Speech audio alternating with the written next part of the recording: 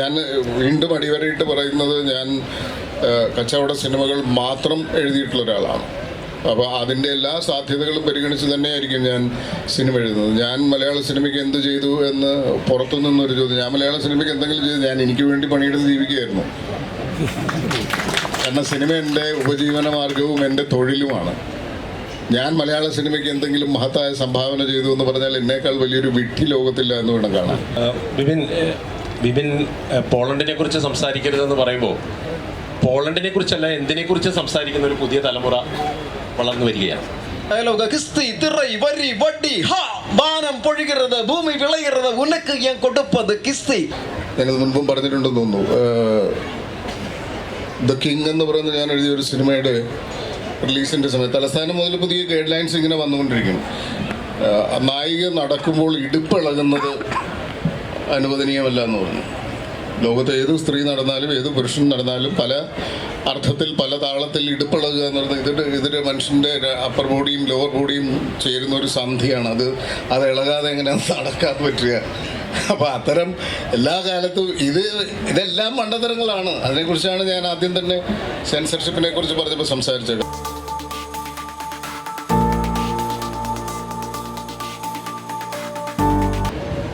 എല്ലാവർക്കും നമസ്കാരം. ഒത്തിരി സന്തോഷം ഇങ്ങനെ ഈ ഒരു വേദിയുടെ മുമ്പിൽ അല്ലെ സദസ്സിന് മുമ്പിൽ ഇരിക്കാൻ പറ്റിയതിന്. യഥാർത്ഥത്തിൽ ദൈവങ്ങൾക്ക് പോലും രക്ഷയില്ലാത്ത ഒരു രാഷ്ട്രീയ കാലാവസ്ഥയിലാണ് നമ്മളിപ്പോൾ ജീവിച്ചുകൊണ്ടിരിക്കുന്നത്. ഇന്നലത്തെ പത്രം തുറന്നപ്പോൾ എന്നെ ഒരുപാട് ചിരിപ്പിച്ചായിട്ട് ചേട്ടാ ഒരു വാർത്ത ഉണ്ടായിരുന്നു. കർണാടകയിൽ കോൺഗ്രസ്സിലെ 2 പേർ മുഖ്യമന്ത്രി, ഇപ്പോൾ ഉള്ള മുഖ്യമന്ത്രി സിദ്ധാരാമയ്യയും ശിവകുമാറും കൂടി മത്സരത്തിലാണ്. ഇനി സമയം കഴിഞ്ഞു, ഒരാൾ മാറിക്കൊടുക്കണം എന്ന്. ഇപ്പം 2 കൂട്ടരുടെ അണികൾ യഥാർത്ഥത്തിൽ 2 പേർക്കും വേണ്ടിയിട്ട് ദൈവത്തിന് മുമ്പിൽ വഴിപാട് കഴിച്ചിരിക്കുകയാണ്. സത്യത്തിൽ ദൈവം വലിയ കൺഫ്യൂഷനാവില്ലേ, ഇത് ആരുടെ വഴിപാടാണ് യഥാർത്ഥത്തിൽ സ്വീകരിക്കുക എന്നുള്ളത്. അത്തരത്തിലുള്ളൊരു കാലാവസ്ഥ രാഷ്ട്രീയത്തിൽ നിലനിൽക്കുമ്പോഴാണ് നമ്മൾ ഈ സിനിമകൾ എങ്ങനെയാണ് നമ്മുടെ രാഷ്ട്രീയത്തെ സ്വാധീനിച്ചത്, അല്ലെ മലയാളിയെ സ്വാധീനിച്ചത് എന്നുള്ള ചർച്ച ചെയ്യുന്നത്.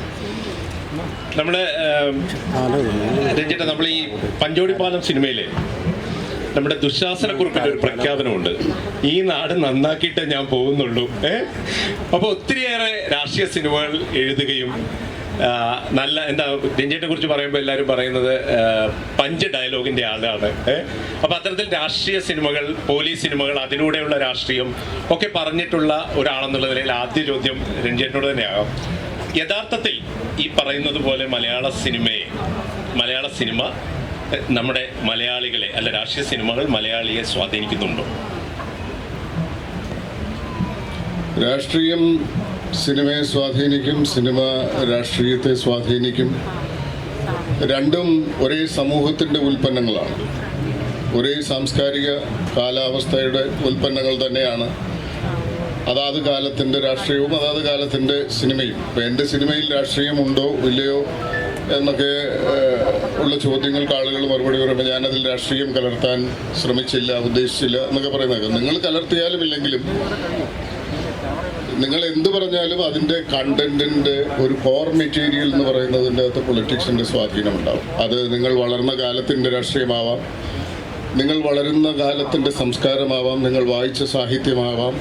ഏതെങ്കിലുമൊക്കെ അർത്ഥത്തിൽ നിങ്ങൾ എന്തെങ്കിലും സർഗപരമായ ഒരു പ്രവർത്തനം, അത് രാഷ്ട്രീയവും ഒരു സർഗപരമായ പ്രവർത്തനമാണെന്നാണ് ഞാൻ കരുതുന്നത്. നമ്മൾ രാഷ്ട്രീയത്തെ കളിയാക്കി സിനിമ എഴുതാം, രാഷ്ട്രീയത്തെ കളിയാക്കി നമുക്ക് ലേഖനം എഴുതാം, പരിപാടികൾ ഉണ്ടാക്കാം. പക്ഷേ രാഷ്ട്രീയം ആത്യന്തികമായി മനുഷ്യൻ്റെ ജീവിതത്തെ മുന്നോട്ട് കൊണ്ടുപോകുന്ന ഏറ്റവും പ്രധാനപ്പെട്ട ഒരു കമ്പോണൻ്റാണ് നമ്മുടെ കാലത്തിൻ്റെയും ജീവിതത്തിൻ്റെയും. അപ്പോൾ അതിനെ മാറ്റി നിർത്തിക്കൊണ്ട് നമ്മൾ ശ്വസിക്കുന്ന വായുവിലടക്കം രാഷ്ട്രീയമുണ്ട്, ആ വായുവിനെ തീരുമാനിക്കുന്ന രാഷ്ട്രീയം പോലുമുണ്ട്. അപ്പോൾ രാഷ്ട്രീയമില്ലാത്ത ഒന്നും തന്നെ നമ്മുടെ സമൂഹത്തിലില്ല. നമ്മൾ പറയില്ല, എൻ്റെ ഒരു ലവ് സ്റ്റോറിയാണ് ടൈറ്റാനിക് എന്ന് പറയുന്ന സിനിമ അടക്കം. There is A politics. കാരണം 2 ക്ലാസ്, നമ്മൾ കണ്ടിട്ടുള്ള എല്ലാ മഹത്തായ പ്രണയകഥകളിലും 2 ക്ലാസ്സുകൾ തമ്മിലുള്ള പ്രണയത്തിൻ്റെ ഒരു കോൺഫ്ലിക്റ്റ് ഉണ്ടാവും. അത് രമണൻ മുതലുണ്ട്. മലയാളിയെ സംബന്ധിച്ചിടത്തോളം പ്രണയത്തിൻ്റെ ഏറ്റവും വലിയ മാനിഫെസ്റ്റോ എന്ന് പറയുന്നത് കാലങ്ങളോളം രമണനായിരുന്നു. അപ്പോൾ അതിലും രാഷ്ട്രീയമുണ്ട്. 2 ക്ലാസ് തമ്മിൽ 2 ക്ലാസ് ഉണ്ടായാൽ അതിൽ രാഷ്ട്രീയം ഉണ്ടാവും. രാഷ്ട്രീയമില്ലാതെ മറ്റൊന്നുമില്ല. നമ്മൾ സംസാരിക്കുന്നത്, ഇപ്പോൾ പുള്ളിക്കൻ പറയുന്നത് സമകാലിക രാഷ്ട്രീയത്തിൻ്റെ സവിശേഷതകളെക്കുറിച്ചാണ്. അതിൽ രാഷ്ട്രീയത്തിൻ്റെ ഒരു ഡൈനമിസം എന്ന് പറയുന്നത്, മിനിങ്ങാന്ന് രണ്ട് ചേരിയായിട്ട് നിന്ന ആളുകൾ ഇപ്പോൾ സിദ്ധരാമയ്യയെ താഴെ ഇറക്കുമെന്ന് DKSൻ്റെ ആളുകൾ പറയുന്നു, ഞാൻ ഇറങ്ങില്ല എന്ന് സിദ്ധരാമയ്യ പറയുന്നു, ഇന്നലെ സംയുക്ത പ്രസ്താവന വരുന്നു ഞങ്ങൾ ഒന്നാണ് എന്ന് പറഞ്ഞു. ആ ഒരു ഡൈനമിക്സാണ് രാഷ്ട്രീയം. അതിന് എങ്ങനെ പോകാനുമുള്ളൊരു മെയ്വഴക്കം രാഷ്ട്രീയത്തിനുണ്ട്. ഇപ്പോൾ ഒരു കാലത്ത് കരുണാകരനും AK ആൻ്റണിയും രണ്ട് പാർട്ടികളായി ഒരേ പാർട്ടിയുടെ ഓഫീസും കൊടിയും ചിഹ്നവുമായി തെരഞ്ഞെടുപ്പുകളിൽ മത്സരിച്ച കാലമില്ലേ? അപ്പോഴും ആ പാർട്ടിയെ ഒരുമിച്ച് നിർത്തുന്ന ചില സവിശേഷതകളുണ്ടാവും. അപ്പോൾ രാഷ്ട്രീയം എന്ന് പറയുന്നത് അഡാപ്റ്റേഷൻ്റെ ഒരു വലിയ സ്കില്ലാണ്. അപ്പോൾ ആ കാലത്ത്, നമ്മുടെ കാലത്തിൻ്റെ രാഷ്ട്രീയം അല്ലെങ്കിൽ പിന്നെ നമ്മുടെ സർഗപരമായ ഏത് സൃഷ്ടിയെയും ചിന്തയെയും വർത്തമാനത്തെയും, അതൊരു ചായക്കടയുടെ മുന്നിൽ നിന്ന് അല്ലെങ്കിൽ ഒരു വായനശാലയുടെ മുന്നിൽ നിന്ന് രാഷ്ട്രീയം പറയുമ്പോൾ പോലും അതിൽ സിനിമ കടന്നു വരാം, രാഷ്ട്രീയമുണ്ടാവും, മറ്റ് സമകാലിക അവസ്ഥകൾ വരും, വാർത്തയുണ്ടാവും. വാർത്ത എന്ന് പറയുന്നത് പൊളിറ്റിക്സ് തന്നെയാണ്, പത്രപ്രവർത്തനം എന്ന് പറയുന്നത് രാഷ്ട്രീയ പ്രവർത്തനം തന്നെയാണ്. അപ്പോൾ ഇതെല്ലാം ചേർന്നതല്ലാത്ത ഒന്നല്ല നമ്മുടെ ഒരു സോഷ്യൽ എൻറ്റിറ്റി എന്ന് പറയുന്നത്, നമ്മുടെ സാമൂഹ്യ അവസ്ഥ എന്ന് പറയുന്നത്. കുറച്ചുകൂടെ ഒന്ന് വിശാലമായിട്ട് ചിന്തിച്ചാലേ, നമ്മൾ പറയുന്നത് രാഷ്ട്രീയം ഒരു നേതാക്കൾക്ക് അല്ലെങ്കിൽ നേതാക്കളെ സംബന്ധിച്ച കാര്യങ്ങളെക്കുറിച്ച് പറയുന്ന കാര്യങ്ങൾ, അത് എത്രമാത്രം ഈ പറയുന്ന വോട്ടർമാർ എന്ന് പറഞ്ഞാൽ പ്രേക്ഷകരെ എന്തുമാത്രം സ്വാധീനിക്കുന്നുണ്ട്, അത്തരത്തിലുള്ള ഒരു തീരുമാനമെടുക്കുന്നതിലേക്കോ അല്ലെങ്കിൽ ഏതെങ്കിലും തരത്തിലുള്ള ഒരു പൊളിറ്റിക്കൽ മൂവ് നടത്തുന്നതിനോ അല്ലെങ്കിൽ ഇനി വേണ്ട ഏതെങ്കിലും തരത്തിലുള്ള ഒരു അജിറ്റേഷനിലോ അങ്ങനെ എന്തെങ്കിലും പ്രേരിപ്പിക്കുന്നതായിട്ട് എന്തെങ്കിലും തോന്നിയിട്ടുണ്ടോ? ഈ അജിറ്റേഷൻ എന്ന് പറയുന്നത് ഒരു പ്രത്യക്ഷ സമരമാവണമെന്നൊന്നുമില്ല. നിങ്ങളുടെ ചിന്തയിൽ ഒരു പുതിയ ഒരു സംഘർഷത്തിൻ്റെ ഒരു തിരികൊളുത്താൻ ഒരു സിനിമയ്ക്ക് കഴിഞ്ഞെങ്കിൽ, നിങ്ങൾ ആദ്യം സംസാരിച്ചത് പഞ്ചവടി പാലം എന്ന് പറയുന്ന KG ജോർജിൻ്റെ പ്രഖ്യാതമായ സിനിമയിലെ ദുശാസനക്കുറിപ്പിനെ കുറിച്ചാണ്. പഞ്ചവടി പാലം എന്ന് പറയുന്ന സിനിമ ഇറങ്ങിയിട്ട് എത്ര വർഷമായിട്ടുണ്ടാവും? ഇങ്ങനെ ഒരു ചർച്ച, സമകാലിക സിനിമയും രാഷ്ട്രീയവും എന്ന് പറയുന്ന ഒരു ചർച്ച ആരംഭിക്കുമ്പോൾ നമ്മൾ ആദ്യമായിട്ട് സംസാരിക്കുന്നത് മലയാളത്തിലെ എല്ലാ കാലത്തെയും ഏറ്റവും പ്രസക്തമായ രാഷ്ട്രീയ സിനിമകൾ എഴുതിയ KG ജോർജിൻ്റെ ഒരു സിനിമയെക്കുറിച്ചും അതിൻ്റെ ഒരു കഥാപാത്രത്തെക്കുറിച്ചും ഒരു കഥാസന്ദർഭത്തെക്കുറിച്ചും അതിലെ ഒരു ഡയലോഗിനെ കുറിച്ചുമാണ്. അപ്പോൾ സിനിമ നേരിട്ട് ബാലറ്റ് പെട്ടിയിൽ വീഴുന്ന വോട്ടിനെ സ്വാധീനിക്കുന്നുണ്ടോ എന്നതല്ല.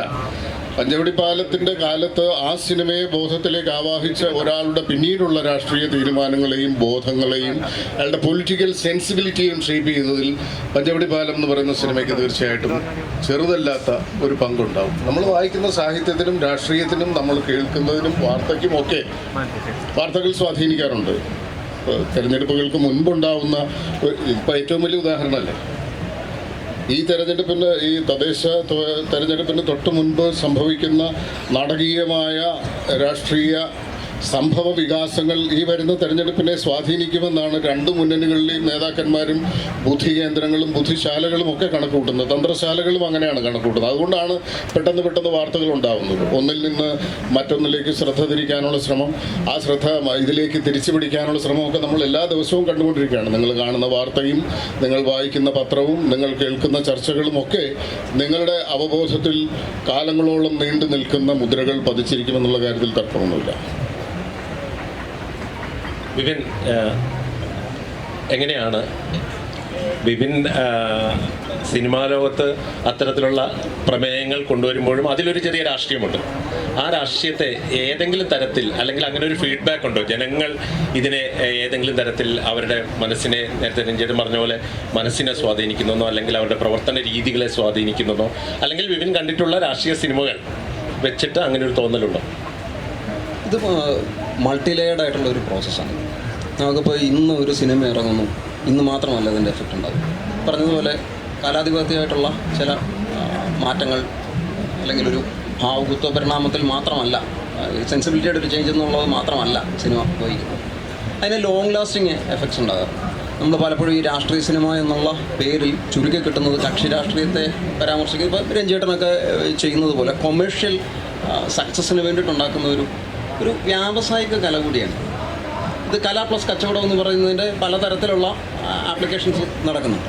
അപ്പോൾ അങ്ങനെയുള്ള സിനിമയിൽ മാത്രമല്ലാതെ ഒരുപാട് രാഷ്ട്രീയ സിനിമകൾ നമുക്കുണ്ടായിട്ടുണ്ട്. പക്ഷെ പൂർണ്ണമായിട്ടുള്ള ഒരു അർത്ഥത്തിൽ ഒരു രാഷ്ട്രീയ സിനിമയുടെ മൂവ്മെൻറ്റ് ഇവിടെ ഉണ്ടായിട്ടുണ്ടോ എന്നൊക്കെ ചോദിച്ചു കഴിഞ്ഞാൽ അത് വലിയ ചർച്ചയുടെ വിഷയമാണ്. അപ്പോൾ ഇവിടെ കേൾക്കാനിരിക്കുന്ന ആൾക്കാരും പഞ്ചവടിപ്പാലത്തിൻ്റെ യുഗത്തിലുള്ള ആൾക്കാരല്ല. ഞാനൊക്കെ തന്നെ ഒരു ശകലം താടിയൊക്കെ നരച്ചു തുടങ്ങിയിട്ടുള്ള പ്രായമായി. പക്ഷേ ഇവിടെ ഇരിക്കുന്നതിലെ ബഹുഭൂരിപക്ഷവും അതിന് ശേഷമുള്ള ഒരു തലമുറയാണ്. ഇപ്പോൾ ഏറ്റവും പുതിയ കൃഷ്ണാന്തിനെ പോലെയൊക്കെ ഉള്ള സംവിധായകർ ചെയ്യുന്ന ആവാസ വ്യൂഹം എന്ന് പറയുന്ന പടത്തിനകത്ത് പോലും ശക്തമായിട്ടുള്ള പൊളിറ്റിക്സ് ഉണ്ട്. അതിനകത്ത് നമ്മൾ കരുണാകരനെയോ എ കെ ആൻ്റണിയോ ഇ കെ നായനാരെയോ ഒന്നും കാരിക്കച്ചർ രൂപത്തിൽ അവതരിപ്പിക്കുന്നില്ലെങ്കിൽ പോലും അതിനകത്തൊരു തവളയെ കൊണ്ടുവരുമ്പോൾ, അല്ലെങ്കിൽ ആ തവളയെ പറ്റിയിട്ടുള്ള ശാസ്ത്രീയ കാര്യങ്ങൾ ഒരു പ്രൊഫസർ പറയുമ്പോൾ അതിനകത്ത് വളരെ കൃത്യമായിട്ട് ഈ പറയുന്ന പൊളിറ്റിക്കൽ അക്യൂസേഷൻസ് ഉണ്ടാകുന്നുണ്ട്. നമ്മൾ ഈ കാരിക്കച്ചർ സ്വഭാവത്തിൽ നമ്മൾ ചില സിനിമകളിൽ കണ്ട് ശീലിച്ചിട്ടുള്ളതിൻ്റെ ഒരു ബദൽ വ്യവഹാരം അവിടെ നടക്കുന്നുണ്ട്. അങ്ങനെയൊക്കെയുള്ള കാര്യങ്ങളുണ്ട്. അപ്പോൾ ഓരോ നാട്ടിലും സിനിമയിൽ പൊളിറ്റിക്സ് ഉപയോഗപ്പെട്ടതിന് ഓരോ ചരിത്രഘട്ടത്തിലും വ്യത്യാസങ്ങളുണ്ടായിട്ടുണ്ട്. ഇപ്പോൾ ലൗഡറായിട്ടുള്ള ഡയലോഗുകളിലൂടെ നമ്മൾ പറഞ്ഞിരുന്ന ഇപ്പോൾ തമിഴ് സിനിമ ഒരു കാലത്ത് പുരാണ കഥകൾ പറയുമ്പോഴും അല്ലെ അവിടുത്തെ പഴയ രാജാക്കന്മാരുടെ കഥകളൊക്കെ പറയുമ്പോഴും വലിയ വോയിസിൽ ശിവാജിയെ പോലെയുള്ള MGRനെ പോലെയുള്ള ആൾക്കാരൊക്കെ ഡയലോഗ് അടിക്കുന്നു. ഇപ്പോൾ വീരപാണ്ഡ്യ കട്ടബൊമ്മൻ അത് അവിടുത്തെ ഒരു പൊളിറ്റിക്കൽ പടം തന്നെയാണ്. കട്ടബൊമ്മൻ എന്ന് പറയുന്ന രാജാവിൻ്റെ കഥ പറയുമ്പോൾ സാമ്രാജ്യത്വത്തിനെതിരെ സംസാരിക്കുമ്പോൾ ആധിപത്യത്തിനെതിരെ മുതലാളിത്തത്തിനെതിരെ ഒക്കെയുള്ള ചില ചൂണ്ടുവിരലുകൾ ഉയർത്തുന്നുണ്ട്. അപ്പോൾ അവിടെ അവർ വലിയ വോയിസിലാണ് സംസാരിക്കുന്നത്. ശിവാജിയുടെയൊക്കെ ഡയലോഗ് കിസ്തി തിറൈ വരി വട്ടി ഹാ ബാനം പൊഴിகிறது ഭൂമി വിളയുന്നത് ഉനക്ക് ഞാൻ കൊടുപ്പത് കിസ്തി എന്നൊക്കെ പറഞ്ഞിട്ട് ഒരു പൊളിയാണ്. അപ്പോൾ ഇത് ഒരു കാലത്ത് അല്ലെങ്കിൽ പരാശക്തിയിലെ ഡയലോഗ് പറഞ്ഞിട്ട് ഇപ്പോഴും അവിടെ MLA MP ഒക്കെ ആവുന്ന ആൾക്കാരുണ്ട്. ആ സമയത്ത് നമ്മൾ വളരെ സോഫ്റ്റ് സ്പോക്കൺ ആയിട്ടുള്ള കുടുംബത്തിനകത്തുള്ള അല്ലെങ്കിൽ ജോസ് പ്രകാശ് വന്നിട്ട് പറയുന്നു വരൂ വരൂ കം കം സിറ്റ് ഇരിക്കൂ. കാരണം ഇംഗ്ലീഷ് അറിയാത്ത ഓഡിയൻസിന് പറഞ്ഞു കൊടുക്കണം ഈ സംഗതി. സിറ്റ് എന്ന് പറഞ്ഞാൽ ഇരിക്കൂ എന്ന് പറയുന്ന തരത്തിലുള്ള മൈൽഡ് ഡയലോഗ്സും ഒക്കെ ആയിട്ട് പോകുന്നു. ഒരു ഗൗൺ ഇട്ടിട്ടുള്ള ബാലങ്കൻ നായരായിക്കോട്ടെ അല്ലെങ്കിൽ ജോസ് പ്രകാശ് ആയിക്കോട്ടെ, മുതൽ കുഞ്ഞുങ്ങൾക്ക് തീറ്റി കൊടുക്കലായിക്കോട്ടെ, ഇങ്ങനെയൊക്കെയുള്ള 2 ക്ലാസ് വാറിൻ്റെ ലളിതമായിട്ടുള്ള പരിപാടികളിൽ നിന്ന് ഒരു 70കളുടെ ഒരു തുടക്കം മുതലൊക്കെ തന്നെ സിനിമ മാറ്റത്തിൻ്റെ ചില ധാരകൾ വഹിച്ചു. ഇപ്പോൾ MDയുടെ മുറപ്പെണ്ണും ഭാർഗവി നിലയും ഒക്കെ വരുന്ന 60കളുടെ പകുതി, ചെമ്മീൻ വരുന്നു. അങ്ങനെയൊക്കെയുള്ള സാഹിത്യബന്ധിയായിട്ടുള്ള ചില കൃതികളിലും ചില ഈ ക്ലാസ് വാറിൻ്റെ മറ്റ് ചില തരത്തിലുള്ള ഡയമെൻഷൻസ് വരുന്നു. 70കളിൽ സിനിമ പഠിച്ചിട്ട് ഇറങ്ങി വരുന്ന ഫിലിം ഇൻസ്റ്റിറ്റ്യൂട്ട് സന്തതികളായിട്ടുള്ള ആൾക്കാർ, ഇപ്പോൾ ജോൺ അബ്രഹാം, ആസാദ്, ഇക്കാനോട് സ്വപ്നങ്ങൾ കൊടുത്തിട്ടുള്ള ആസാദ്, അതേപോലെ അടൂര്, ഇങ്ങനെ ഒരു സെറ്റ് ആൾക്കാർ വരുന്നു. അതിൻ്റെ സെൻസിബിലിറ്റിയിൽ വ്യത്യാസങ്ങളുണ്ടാകുന്നു, പ്രമേയങ്ങളിൽ വ്യത്യാസമുണ്ടാകുന്നു, രാഷ്ട്രീയം കുറച്ചുകൂടെ പ്രകടമായിട്ട് അതിനകത്ത് വരുന്നു. നമുക്ക് ഒരു താടിക്കാർ സംഘത്തിനെ നമുക്ക് ഒരിക്കലും മറക്കാൻ പറ്റില്ല ചേട്ടാ. അതായത് നമ്മുടെ TV ചന്ദ്രൻ, ചിന്തരവി, അതേപോലെ പവിത്രൻ, ബാബു ഭരദ്വാജ്, ഇങ്ങനെയൊക്കെയുള്ള ആൾക്കാർ താടിക്കാരായിട്ടുള്ള അല്ലെങ്കിൽ ബുജികളും നമ്മൾ കാർട്ടൂണുകളിലൊക്കെ കാണുന്ന തോൾസഞ്ചി ഇടുന്ന, ഇന്നിപ്പോൾ ഡെനിം ഷർട്ടായിട്ടുണ്ടെങ്കിലും അതിൻ്റെ തോൾസഞ്ചിയുടെ മറ്റൊരു രൂപമുണ്ടല്ലോ. ഇപ്പോൾ ഈ ഫെസ്റ്റിവലുകളിലെല്ലാം നമ്മൾ സഞ്ചിമൃഗങ്ങളായിട്ടാണല്ലോ നടക്കുന്നത്. അപ്പോൾ ഇവർ വന്നിട്ട് താടി മുടി നീട്ടിയിട്ട് പറഞ്ഞിട്ടുള്ള സിനിമകളിൽ മറ്റൊരു തരത്തിലുള്ള രാഷ്ട്രീയം കടന്നു പോകും.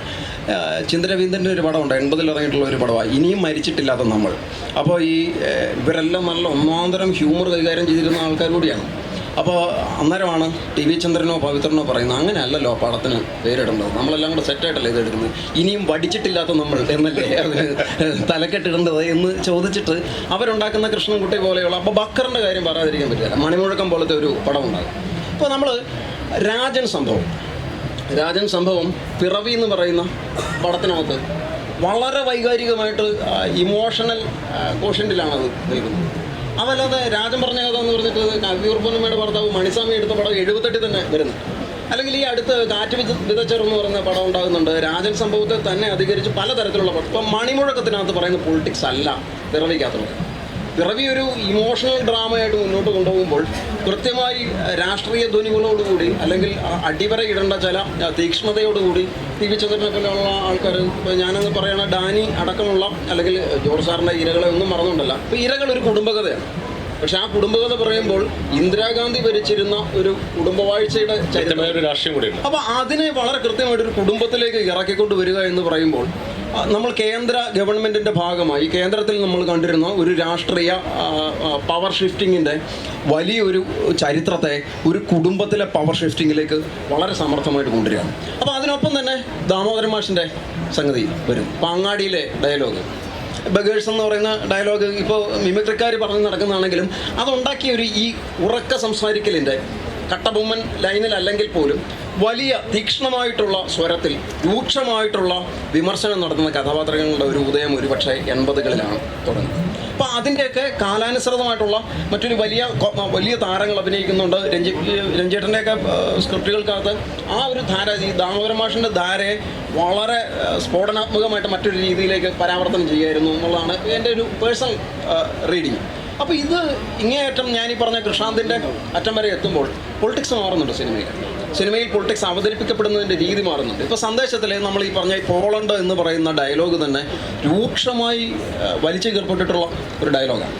അപ്പോൾ അത് ഒരു അരാഷ്ട്രീയ ധ്വനിയുള്ള ഡയലോഗാണോ എന്നുള്ള തരത്തിൽ പോളണ്ട് ഒരുപാട് മാറിയെങ്കിലും പോളണ്ട് മാറിയിട്ടുണ്ട്.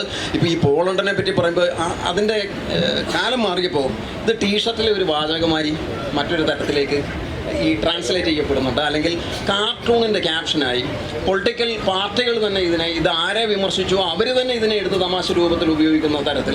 അപ്പോൾ അങ്ങനെ കാലം മാറുമ്പോൾ ഇതൊക്കെ പുതിയ വായനകൾക്കും പുതിയ രൂപങ്ങളിലേക്കും ഭാവങ്ങളിലേക്കും ഒക്കെ മാറുന്നതിൻ്റെ കാഴ്ചകൾ നമ്മളിങ്ങനെ കണ്ടുകൊണ്ടേ ഇരിക്കണം. അതുകൊണ്ടാണ് ഓരോ ലക്ഷം വരുമ്പോഴും നമ്മൾ ഈ പോളണ്ട് വാചകവുമായിട്ട് വരുന്നത്. ഇപ്പോൾ ലാവലേസ എവിടെ ഇരിക്കുന്നു എന്നുള്ളത് ആർക്കെങ്കിലും അറിയാമോ? അല്ലെങ്കിൽ സോളിഡാരിറ്റി പാർട്ടിയുടെ ഇപ്പോഴത്തെ സ്ഥിതി എന്താണ് എന്നുള്ളതൊന്നും ആരും ചർച്ച ചെയ്യുന്നില്ല. ഇത് പക്ഷേ ലളിതവൽക്കരിക്കുക എന്ന് പറയുന്നൊരു പ്രോസസ്സുണ്ട്.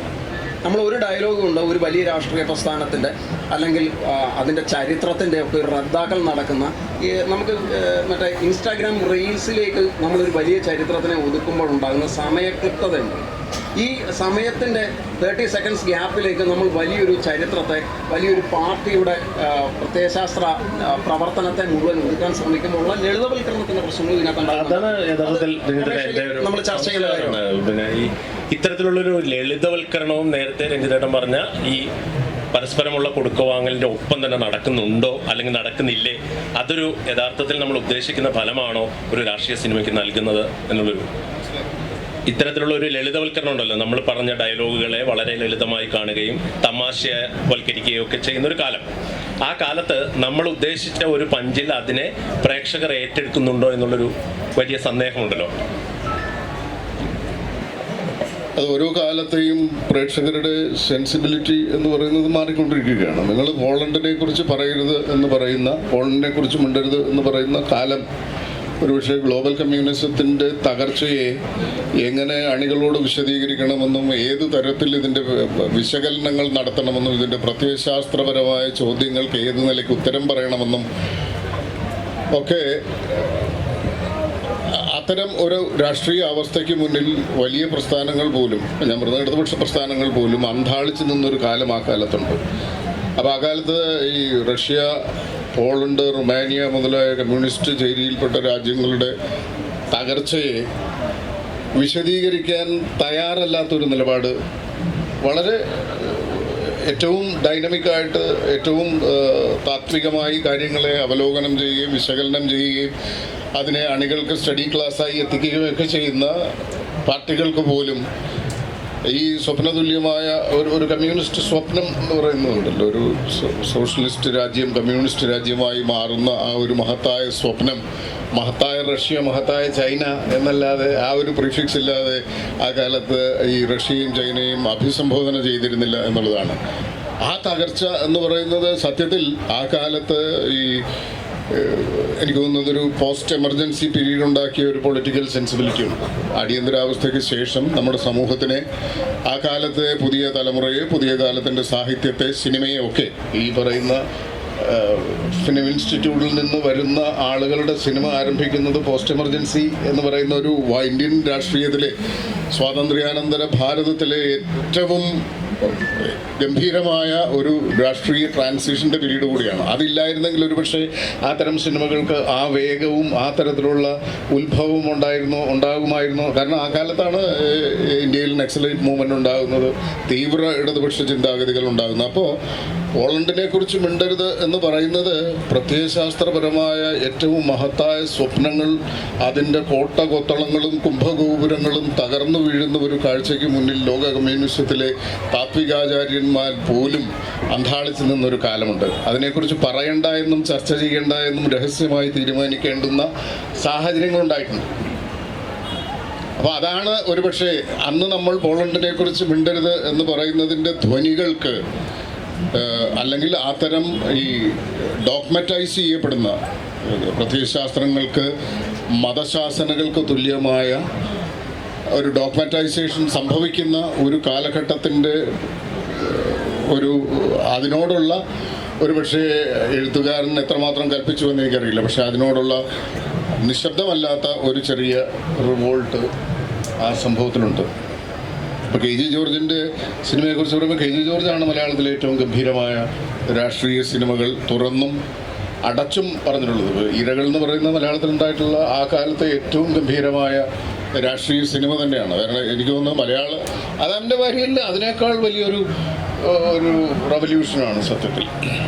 അപ്പോൾ ഇരകൾ ഒരുപക്ഷെ എമർജൻസിയെ പരാമർശിച്ചിട്ടുണ്ടായിട്ടുള്ള അതിനെ സിംബലൈസ് ചെയ്ത് ഒരു മലയാളത്തിലുണ്ടായിട്ടുള്ള ഏറ്റവും ഗംഭീരമായ സിനിമ കൂടി ഇരകൾ തന്നെയാണെന്നാണ് എനിക്ക് തോന്നുന്നത്. സിനിമകൾ ഏറ്റവും പുതിയ കാലം പഴയ സിനിമകൾ ഇപ്പോൾ മഞ്ഞളരത്തായ എന്ന് പറയുന്നത്, ഞാൻ ഈ മറ്റേ സിനിമ ഉണ്ടല്ലോ ശിവാജി ഗണേശൻ്റെ കപ്പലോട്ടിയ തമിഴനിലെ ഡയലോഗ് എന്ന് പറയുന്നത്, നിങ്ങൾ ആ കാലത്ത് കേൾക്കുകയാണെങ്കിൽ നിങ്ങളെ ഏറ്റവും ഗംഭീരമായി ത്രസിപ്പിക്കുന്ന ഒരു രാഷ്ട്രീയ പ്രസംഗം തന്നെയാണ്. ആ കാലത്തിൻ്റെ ആവശ്യം ഒരു രാഷ്ട്രീയ പ്രസംഗമാണ്. ഒരു അടക്കി പറയുന്ന ഒരു സിനിമയ്ക്ക് അല്ലെങ്കിൽ സിംബലൈസ് ചെയ്ത് സജസ്റ്റീവായിട്ട് പറയുന്ന അല്ലെങ്കിൽ മെറ്റഫോറിക്കലായിട്ട് പൊളിറ്റിക്സ് പറയുന്ന ഒരു സിനിമയേക്കാൾ കൃത്യമായിട്ട് നാടകം കണ്ട് ശീലിച്ച വലിയ സ്റ്റേജുകളിൽ നിന്നുകൊണ്ട് വലിയ ശബ്ദത്തിൽ അന്നത്തെ നാടകത്തിൻ്റെ താരങ്ങൾ സംസാരിക്കുന്നതിൻ്റെ അതിനെ അനുധാവനം ചെയ്തു വന്ന ഒരു സിനിമാ കാലഘട്ടത്തിൽ ശിവാജി ഗണേശനെ പോലെ ഒരു നടൻ ഇന്ത്യയുടെ സ്വാതന്ത്ര്യത്തെക്കുറിച്ച്, ഇന്ത്യയുടെ സ്വാതന്ത്ര്യ അഭിവാഞ്ചകളെ ആ കാലത്ത് ആ പ്രദേശത്ത് ഏറ്റവും ഗംഭീരമായി ഏറ്റെടുത്ത ഒരു തമിഴൻ്റെ, ആത്മാഭിമാനമുള്ള ഒരു തമിഴൻ്റെ ശബ്ദത്തിൽ സംസാരിക്കുമ്പോൾ അതിനൊരു രാഷ്ട്രീയ പ്രസംഗത്തിൻ്റെ തീയും അതിൻ്റെ വിസ്ഫോടനവും ഒക്കെ ഉണ്ട്. അതാണ് പിന്നീടുണ്ടാകുന്ന അതിൽ നിന്ന് ഒരു പടി ചവിട്ടുമ്പോഴാണ് നമ്മൾ അടുത്ത പടിയിൽ വരുത്തേണ്ടുന്ന വ്യത്യാസങ്ങളെക്കുറിച്ച്, ഒരു പടി ഇറങ്ങുമ്പോഴല്ല, ഒരു പടി കയറുമ്പോൾ നമ്മൾ മുൻപൊരാൾ പറഞ്ഞു വെച്ചതിൽ നിന്ന് വ്യത്യസ്തമായി രാഷ്ട്രീയം പറയാനുള്ള പരിശ്രമങ്ങൾ എല്ലാ കാലത്തും ഉണ്ടായിട്ടുണ്ട്. ആ നിലയ്ക്ക് തന്നെയാണ് സിനിമകൾ കാണുന്ന ആളുകൾ, പ്രത്യേകിച്ച് സിനിമയിലെ രാഷ്ട്രീയം തിരിച്ചറിയുന്ന ആളുകൾ, ഒരുപക്ഷെ അതുണ്ടാക്കുന്ന ആളുകളെക്കാൾ കുറെ കൂടി കടന്ന് അതിൻ്റെ ധ്വനികളെ മനസ്സിലാക്കുകയും അതിനെ വിശകലനം ചെയ്യുകയും ഒക്കെ ചെയ്യുന്നത് കൊണ്ടാണ് ഇതിനൊക്കെ കാലാകാലങ്ങളിൽ മാറ്റങ്ങളുണ്ടാവുന്നതും നിലനിൽപ്പുണ്ടാവുന്നതും. നമ്മൾ രഞ്ജേട്ടൻ തന്നെ എഴുതിയ ഹരിത മനോജ്ഞമാം പോക്കണംകോട്ടിൽ ഇരുകാലികൾ നാൽകാലികൾ വലയുന്ന നാട്ടിൽ ഈ രാഷ്ട്രീയം ഒക്കെ പറഞ്ഞു വന്നിട്ട് ഇത്രയും വർഷത്തെ ഒരുപക്ഷെ മലയാളം കേട്ട ഏറ്റവും വലിയ ഇടിമുഴക്കമായിരുന്നു നിർമ്മാല്യം എന്ന് പറയുന്നത്. ഒരു രാഷ്ട്രീയ ഇടിമുഴക്കം തന്നെ സൃഷ്ടിച്ചൊരു സിനിമയായിരുന്നു. അതിൽ നിന്നൊക്കെ കാലം ഇങ്ങോട്ട് ഈ പറഞ്ഞ പോലെ മാറ്റങ്ങളൊക്കെ സംഭവിച്ചു വന്നിട്ടും ഈ നമ്മുടെ ഈ ഇരുകാലികളും നാൽക്കാലികൾക്കും ഉണ്ടായ മാറ്റം, അല്ലെങ്കിൽ നമ്മൾ പഞ്ചോടിപ്പാലത്തിൽ തന്നെയിലേക്ക് വന്നാൽ ഏറ്റവും അവസാനം ശ്രീനിവാസൻ മാത്രം മുങ്ങി മരിക്കുന്ന ഒരു കാഴ്ച, അതിനൊക്കെ എന്ത് മാറ്റമാണ്, അല്ലെങ്കിൽ എത്തരത്തിലുള്ളൊരു പുരോഗമനമാണ്, അല്ലെങ്കിൽ ആ തരത്തിലൊരു ബോധവൽക്കരണം നടന്നിട്ടുണ്ടോ? എന്താണ് അത് രഞ്ജിത്ത് കാണുന്നത്? നമ്മൾ ഈ ബോധവൽക്കരണം എന്ന് പറയുന്നതിനെ കുറിച്ച് നമുക്കൊരു സെറ്റായിട്ടുള്ളൊരു ധാരണയുണ്ട്. അതും ഈ എമർജൻസി ആയിട്ട് കണക്ട് ചെയ്ത് സംസാരിക്കുമ്പോൾ അടിയന്തരാവസ്ഥയ്ക്കെതിരെ ഒളിഞ്ഞും തെളിഞ്ഞും വലിയ സമരങ്ങൾക്കുള്ള സന്നാഹങ്ങൾ ഇന്ത്യ എമ്പാടും നടക്കുന്നു. അടിയന്തരാവസ്ഥ കഴിഞ്ഞ് ഇന്ദിരാഗാന്ധി 400-ലധികം സീറ്റുകൾ കിട്ടുമെന്ന് ഇൻ്റലിജൻസ് റിപ്പോർട്ടുകളെ കണ്ണടച്ച് വിശ്വസിച്ച് തെരഞ്ഞെടുപ്പിനെ നേരിടുകയും അതുവരെ ഉണ്ടായിരുന്ന ഇന്ത്യൻ ജനാധിപത്യത്തിൽ അതുവരെ ഉണ്ടായിരുന്ന ഒരു വ്യവസ്ഥയെ മറ്റൊരു വ്യവസ്ഥ കൊണ്ട് പിടിച്ചെടുക്കാൻ തീരുമാനിക്കുകയും ഒക്കെ ചെയ്തതിൻ്റെ തുടർച്ചയിൽ നടന്ന തെരഞ്ഞെടുപ്പിൽ ഇന്ദിരാഗാന്ധിക്ക് 100% കോൺഫിഡൻസ് ഉണ്ടായിരുന്നു എന്നാണ് ആ കാലത്ത് അന്നത്തെ കിച്ചൺ ക്യാബിനറ്റ് പോലെയുള്ള ആളുകൾക്ക് അവർക്ക് ചുറ്റും നിന്നുകൊണ്ട് കൊടുത്തിരുന്നത്. കേരളം സമ്പൂർണ്ണമായി ഇന്ദിരാഗാന്ധിക്ക് അനുകൂലമായി വോട്ട് ചെയ്തു. നമ്മൾ നിത്യവും പത്രം വായിക്കുന്നവരാണ്, നിത്യവും വായനശാലയിൽ വാർത്ത കേൾക്കുന്നവരാണ്, അല്ലെങ്കിൽ ചായക്കടയുടെ മുന്നിൽ ബീഡി തെറുപ്പ് കടകളുടെ മുന്നിൽ രാഷ്ട്രീയം ചർച്ച ചെയ്യുന്നവരാണ്. വളരെ സജീവമായ ഇടതുപക്ഷ ധാരയുള്ള, ഒരുപക്ഷെ ഇന്ത്യയിലെ ഏറ്റവും കാലികമായ ഇടതുപക്ഷ സംവിധാനങ്ങളും ചിന്തകളും പ്രസ്ഥാനങ്ങളും സാഹിത്യവും ഒക്കെയുള്ള ഒരു കാലത്ത് നമ്മൾ ഇന്നും നിരക്ഷരര് എന്ന് പറയുന്ന ഉത്തരേന്ത്യൻ ഗ്രാമങ്ങളിലെ ആളുകൾ ഇന്ദിരാഗാന്ധിക്കെതിരായി വിധി എഴുതുകയും കേരളം ഇന്ദിരാഗാന്ധിക്ക് അനുകൂലമായി അടിയന്തരാവസ്ഥയ്ക്ക് അനുകൂലമായി വിധി എഴുതുകയും ഞാൻ ആ വിധിയുടെ ശരിതെറ്റുകളിലേക്കല്ല കിടക്കുന്നത്. നമ്മൾ ബോധവൽക്കരണം എന്ന് പറയുന്നത് എന്തൊരു ഫാർസാണ് എന്നാണ് ഞാൻ ചോദിക്കുന്നത്. ഏത് ബോധവൽക്കരണമാണ്? നമ്മൾ വിചാരിക്കുന്നത് നമ്മൾ വളരെ ബോധവാന്മാരാണ്, നമ്മളാണ് ഇന്ത്യയിലെ ഏറ്റവും എലീറ്റായിട്ട് രാഷ്ട്രീയത്തെ വിലയിരുത്തുകയും അതിനോട് പ്രതികരിക്കുകയും അതിന് വ്യവസ്ഥകൾക്കെതിരെ പ്രതിഷേധിക്കുകയും ഒക്കെ ചെയ്യുന്ന സമൂഹം നമ്മളാണെന്ന് വിചാരിക്കുമ്പോൾ ഇന്നും നമ്മൾ നിരക്ഷരെന്ന് പറയുന്ന, ഇന്നും ജാതി രാഷ്ട്രീയം എന്ന് പറഞ്ഞ് അധിക്ഷേപിക്കുന്ന, ഇന്നും വ്യക്തി രാഷ്ട്രീയം കുടുംബ രാഷ്ട്രീയം എന്നൊക്കെ പറഞ്ഞ് നമ്മൾ അധിക്ഷേപിക്കുന്ന ഉത്തരേന്ത്യൻ ഗ്രാമങ്ങളിലെ ആളുകൾ, ജയപ്രകാശ് നാരായണനെ പോലെയുള്ള ആളുകൾ നടത്തിയ അന്ന് പ്രത്യക്ഷത്തിലുള്ള രാഷ്ട്രീയ പ്രവർത്തനമോ പ്രചാരണമോ ഒന്നുമില്ല. ജയപ്രകാശ് നാരായണൻ അടക്കമുള്ള ഇന്ത്യൻ സോഷ്യലിസ്റ്റ് പ്രസ്ഥാനത്തിൻ്റെ തലയെടുപ്പുള്ള മുഴുവൻ നേതാക്കളും ജയിലിൽ കിടക്കണം. ഫെർണാണ്ടസ് ഒക്കെ ജയിലിൽ കിടന്നിട്ടാണ് തെരഞ്ഞെടുപ്പിനെ നേരിടുന്നത്, ഗംഭീരമായ ഭൂരിപക്ഷത്തോടെ സമസ്തിപൂരിൽ. അപ്പോൾ അങ്ങനെ നമ്മൾ ബോധവൽക്കരിക്കുന്നു. നമ്മളുടെ സാഹിത്യം, നമ്മുടെ സജീവമായ മാധ്യമങ്ങൾ, നമ്മളുടെ സമ്പുഷ്ടമായ രാഷ്ട്രീയ പാരമ്പര്യം, സമുന്നതരായ നേതാക്കന്മാർ, ഇവരുടെയൊക്കെ സാന്നിധ്യം, ഇതെല്ലാം ഉണ്ടായിട്ടും കേരളം ഒരുപക്ഷെ രാഷ്ട്രത്തിൻ്റെ പൊതുമനസ്സ് ചിന്തിച്ചതിന് വിപരീതമായി ചിന്തിക്കുകയും വോട്ട് രേഖപ്പെടുത്തുകയും ചെയ്യും.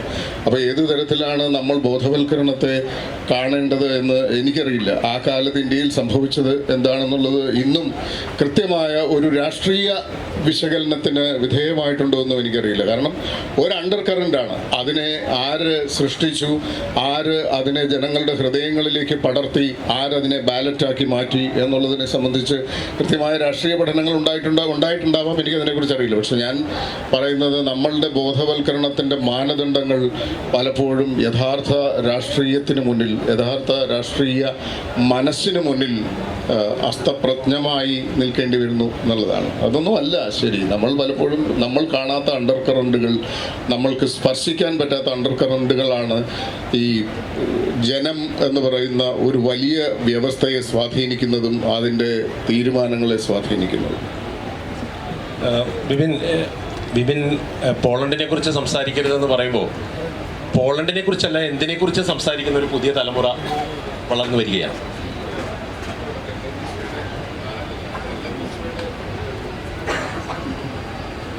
ഇപ്പോൾ അത്തരത്തിൽ വിപിൻ അവസാനം എഴുതിയ ഒരു ചിത്രത്തിൻ്റെ ഈ സംഭാഷണം എഴുതിയ ചിത്രത്തിൻ്റെ പേര് തന്നെ സംസാരം ആരോഗ്യത്തിന് ഹാനികരമാണ്. ഈ ഒരു പ്രശ്നം നമ്മളുടെ സിനിമകളിൽ ഉണ്ടായിക്കൊണ്ടിരിക്കുകയാണോ? ഒരു സംസാരിക്കാൻ പറ്റാത്ത അല്ലെങ്കിൽ യഥാർത്ഥമായ ഒരു ചിത്രം ജനങ്ങൾക്ക് മുമ്പിൽ അവതരിപ്പിക്കണം. എനിക്ക് തോന്നുന്നു ഒരു പ്രൊപ്പഗാൻഡയിലേക്ക്, ഒരു രാഷ്ട്രീയത്തിനപ്പുറത്തേക്ക് ഒരു പ്രൊപ്പഗാൻഡ രാഷ്ട്രീയത്തിലേക്ക് നമ്മളുടെ സിനിമകൾ മാറുന്നുണ്ടോ? എന്നാണ്, ഏത് കാലത്താണ് ഇതൊന്നും ഇല്ലാതിരുന്നത്? ഓരോ കാലത്തും ഈ പറഞ്ഞതുപോലെ പ്രൊപ്പഗാൻഡ അല്ലെങ്കിൽ വെസ്റ്റഡ് ആയിട്ടുള്ള ഇൻട്രസ്റ്റിനെ കുത്തിത്തിരുകാൻ വേണ്ടിയിട്ട് പല ആൾക്കാരും പല മാധ്യമങ്ങളിൽ ശ്രമിച്ചുകൊണ്ടേയിരിക്കുന്നു, ഇപ്പോഴും ശ്രമിച്ചുകൊണ്ടിരിക്കും. ഇനി 2050 സിനിമയ്ക്കകത്തും അത്തരത്തിലുള്ള ശ്രമങ്ങളുണ്ടാകും. പക്ഷേ സിനിമ കാണുന്ന ഓഡിയൻസിൻ്റെ ഈ ഫിലിം ലിറ്ററസി എന്ന് പറയുന്ന ഒരു സംഗതി കൊറോണയ്ക്ക് ശേഷം അഭൂതപൂർവമായിട്ടുള്ള നിലയിൽ വളർന്നിട്ടുണ്ട്. ഇപ്പം ഞാനൊക്കെ സത്യം പറഞ്ഞാൽ പേടിച്ച് സിനിമ ചെയ്യാതിരിക്കുന്ന ആളാണ്. മുട്ടിടിച്ചിട്ട്, കാരണം ഇത് എന്ത് കൊടുത്താലാണ് ഇവർക്ക് തൃപ്തിയാവുക എന്നറിയാൻ പാടില്ലാഞ്ഞിട്ട് ഇരിക്കുന്നതാണ്. അപ്പോൾ പോളണ്ടിനെ കുറിച്ച് മാത്രമല്ല, ഇതിനെക്കുറിച്ച് സംസാരിച്ച് കഴിഞ്ഞാൽ കോൺട്രവേഴ്സി ഉണ്ടാകാം. ഒരു ജനാധിപത്യ സമൂഹത്തിൽ അത് നല്ലതുമാണ്. കാരണം ഇഞ്ചോടിഞ്ച് അതിൻ്റെ പലതരത്തിലുള്ള വശങ്ങൾ, വിഷയങ്ങൾ ഇഴകീറി പരിശോധിക്കുന്ന ഒരു പ്രവണത എപ്പോഴും നല്ലതാണ്. അതിനകത്ത് നമ്മൾ ഈ അറിയാതെ അബദ്ധത്തിൽ അപകടത്തിലൊക്കെ കയറി വരുന്ന ഒരുപാട് വിഷങ്ങളുണ്ട്.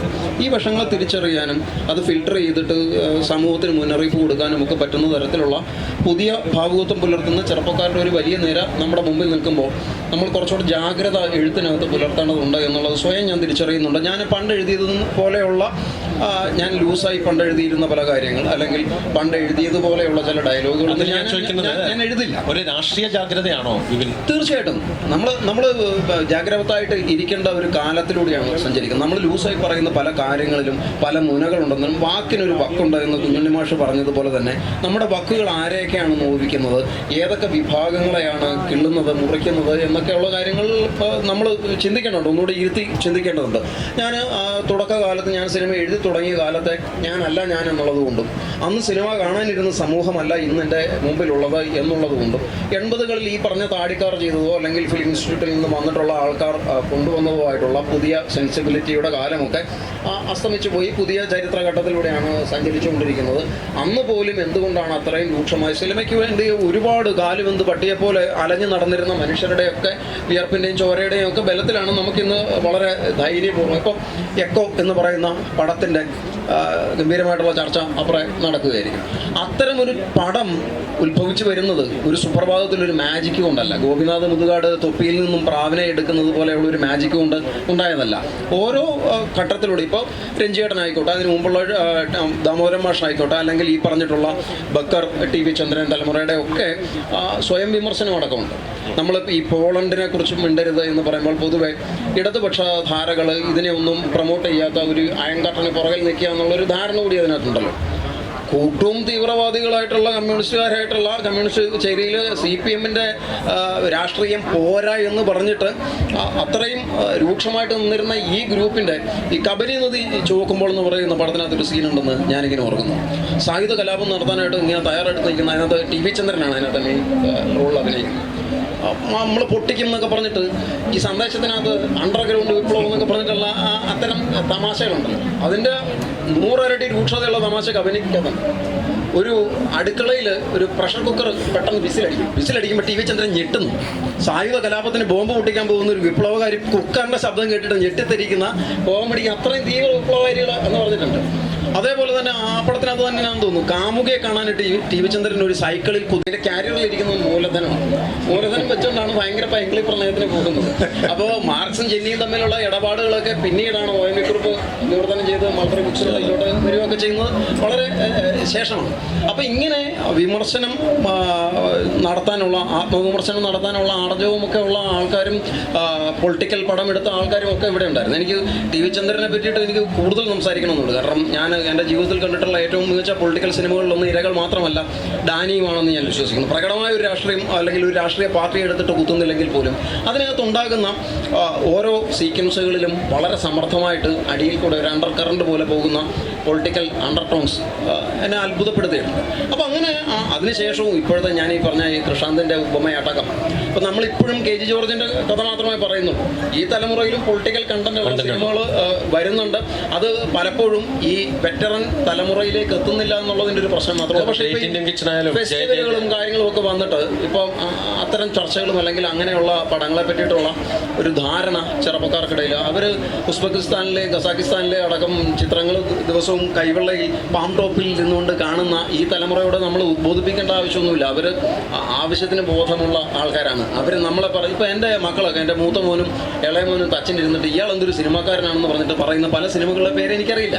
ഞാൻ അപ്പോഴും ടി വി ചന്ദ്രൻ യുഗത്തിൽ മണിമുഴക്കത്തിനെ പറ്റി സംസാരിച്ചുകൊണ്ട് നിൽക്കുമ്പോൾ ഇവർ മണിയല്ല ബോംബ് പൊട്ടുന്ന ഭഗത് സിംഗ് പണ്ട് പാർലമെന്റിൽ ഇൻഗുലാബ് സിന്ദാബാദ് വിളിച്ചിട്ട് ബോംബ് പൊട്ടിച്ച ബദിരീകരണങ്ങൾ തുറക്കട്ടെ എന്ന് പറയുന്നത് പോലെ ഇവർ മൊബൈലിൻ്റെ സ്ക്രീനുകൾ പൊട്ടി ചിതറുമാറ് ഉള്ള പൊളിറ്റിക്കൽ കണ്ടന്റുകൾ കണ്ടുകൊണ്ടിരിക്കുന്ന ആൾക്കാരാണ്. അപ്പോൾ അവരെ അണ്ടർഎസ്റ്റിമേറ്റ് ചെയ്തിട്ട് കാര്യമില്ല എന്നുള്ളതാണ്. അപ്പോൾ അത് പല രൂപത്തിൽ പല ഭാവത്തിൽ ഓരോ കാലവും അതിനെ ഏറ്റെടുത്ത് ഈ ബാറ്റൺ കൈമാറിക്കൊണ്ടേയിരിക്കും. അതിൻ്റെ സ്വഭാവം മാറുമെന്നുള്ളത്.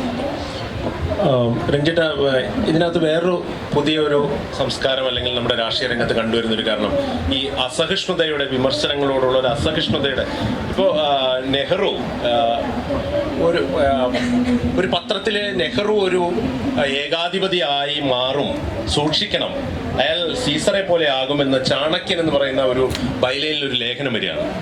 വർഷങ്ങൾക്ക് ശേഷമാണ് അറിയുന്നത്, 1936 ഈ ലേഖനം വരുന്നത്. വർഷങ്ങൾക്ക് ശേഷമാണ് അറിയുന്നത് ഈ ചാണക്യൻ നെഹ്റു തന്നെയായിരുന്നു. അത്തരത്തിൽ സ്വയം ഞാൻ അങ്ങനെ ആയി പോകുമോ എന്നുവരെ ചിന്തിച്ച് എല്ലാത്തിനെയും ഉൾക്കൊണ്ടുവന്ന് പിന്നെ ഡോൺ സ്പെയർ മീ എന്നൊക്കെ പറയുന്നത് നമുക്ക് അറിയാവുന്ന സ്ഥിരം കാർട്ടൂൺ ശങ്കരനോട് പറഞ്ഞ കാര്യങ്ങളൊക്കെ നമുക്ക് എല്ലാവർക്കും അറിയാവുന്ന അത്തരത്തിൽ സ്വീകരിക്കപ്പെട്ടിരുന്ന ഒരു കാലത്ത് നിന്ന് നമ്മൾക്കൊരു സിനിമയ്ക്കൊരു ഒരു വ്യക്തിയുടെ പേരിട്ടാൽ ആ പേര് മാറ്റണം എന്ന് പറയുന്ന യഥാർത്ഥത്തിൽ അടിച്ചമർത്തലിൽ നിന്ന് പുതിയ വിപ്ലവങ്ങളും പുതിയ പുസ്തകങ്ങളും പുതിയ എഴുത്തുകളും ഉണ്ടാകുന്ന ഒരു ലോകക്രമത്തിൽ നിന്നാണ് നമ്മളിവിടെ നിൽക്കുന്നത്. അവിടെയാണ് ഇത്തരം അടിച്ചമർത്തലുകൾ വരുമ്പോൾ നമുക്കെന്തോ ഒരു ഭയപ്പാടുള്ളതുപോലെ അല്ലെങ്കിൽ ഈ അസഹിഷ്ണുതയെ തകർത്ത് മുന്നേറാനുള്ളൊരു പേടിയുള്ളതുപോലെ അങ്ങനെ ഒരു അവസ്ഥയുണ്ടോ രാഷ്ട്രീയ സിനിമാ രംഗത്ത്?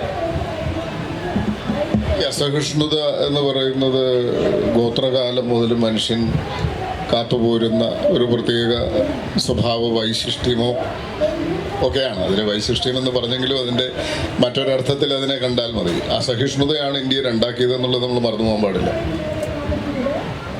പരസ്പരം ഒരു രാജ്യത്തിൻ്റെ ഭാഗമായി കാണാൻ ഇന്ത്യയിലെ സ്വാതന്ത്ര്യപൂർവ്വ ഇന്ത്യയിലെ ജനങ്ങൾക്ക് കഴിയാതെ പോയത് കൊണ്ടാണ് ഇന്ത്യ രണ്ടായിപ്പോയത്. അസഹിഷ്ണുതയാണ് ഗാന്ധിയുടെ നെഞ്ചിൽ വെടിയുണ്ടയായി മാറിയത്. അപ്പോൾ അസഹിഷ്ണുത എന്ന് പറയുന്നത് അതിൻ്റെ എല്ലാ ന്യായീകരണങ്ങളും എല്ലാ കാലവും സജീവമാണ്. നമ്മൾ ഗ്രേറ്റ് ഡിക്റ്റേറ്റർ എന്ന് പറയുന്നൊരു സിനിമയെക്കുറിച്ച് എനിക്ക് തോന്നുന്നു ഒരു സിനിമയുടെ രാഷ്ട്രീയം പറയുന്ന ഒരു വേദിയിൽ പരാമർശിക്കേണ്ടതുണ്ടെന്ന് തീർച്ചയായിട്ടും. അപ്പോൾ ഒരുപക്ഷെ നമ്മൾ ഇന്ന് കുറേ കൂടി ഡെമോക്രാറ്റിക് ആയിട്ടുള്ള, കുറേ കൂടി നമുക്ക് പ്രതികരിക്കാനും പ്രതിഫലിക്കാനും കഴിയുന്ന അനേകം പ്രകാശനധാരകൾ നിലവിലുള്ളൊരു കാലമാണ്. മീഡിയ എന്ന് പറയുന്നതിൻ്റെ ഏറ്റവും വലിയ എക്സ്പ്ലോഷൻ നടന്നുകൊണ്ടിരിക്കുന്ന ഒരു കാലമാണ്. ഒളിവിൽ പുസ്തകങ്ങൾ കൊണ്ടു നടക്കുകയും ഒളിവിൽ പുസ്തകങ്ങൾ വായിക്കുകയും അണ്ടർഗ്രൗണ്ട് സിനിമ ഉണ്ടാക്കുകയും ചെയ്തൊരു കാലം അസഹിഷ്ണുതയുടെ കാലം തന്നെയാണ്. ഏത് തരത്തിലുള്ള അസഹിഷ്ണുതയെന്നാണ്. ഇപ്പോൾ ഹിറ്റ്ലറിൻ്റെ കാലം അസഹിഷ്ണുതയുടെ കാലമാണ്. എല്ലാ ഏകാധിപതികളുടെയും കാലം അസഹിഷ്ണുതയുടെ കാലം തന്നെയാണ്. നിങ്ങളൊരു മറ്റൊരു മതവിഭാഗത്തിനോട് വേറൊരു മതവിഭാഗം കാണിക്കുന്ന അസഹിഷ്ണുത എന്ന് പറയുന്നത് മാത്രമല്ല, ലോകത്ത് അധികാരവും അധികാരമില്ലാത്തവനുമായിട്ടുള്ള ഇക്വേഷനിൽ അതിൻ്റെ ഇക്വിലിബ്രിയത്തിലൊക്കെ എല്ലാ കാലത്തും അസഹിഷ്ണുത എന്ന് പറയുന്ന ഒരു ഫാക്ടറുണ്ട്. അതിനെതിരെ വലിയ തരത്തിലുള്ള പ്രക്ഷോഭങ്ങൾ ഉണ്ടായിട്ടുണ്ട്. അത് സാമ്രാജ്യങ്ങളെയും ഏകാധിപതികളെയും അട്ടിമറിച്ചിട്ടുമൊക്കെ ഉണ്ട്. അസഹിഷ്ണുത എന്ന് പറയുന്നത് മറ്റൊരാൾ പറയുന്ന അഭിപ്രായത്തിനോട് വിയോജിക്കുവാനുള്ള ഒരു ധിഷണയെ മറന്നുകൊണ്ട് അതിനെ അടിച്ചമർത്താനുള്ള ഒരു വാസനയിലേക്ക് അധികാരം സഞ്ചരിക്കുമ്പോഴാണ് ഈ അസഹിഷ്ണുത അധികാരത്തിൻ്റെ ഒരു ഭാവമായിട്ട് മാറുന്നത്. അപ്പോൾ അടിയന്തരാവസ്ഥയിൽ സംഭവിച്ചതാണ്. അടിയന്തരാവസ്ഥയിൽ അന്ന് നിലവിലുണ്ടായിരുന്ന ഇപ്പോൾ ഇന്ത്യൻ എക്സ്പ്രസ് പോലെയുള്ള പത്രങ്ങൾ സർക്കാർ ഏറ്റെടുക്കുകയായിരുന്നു.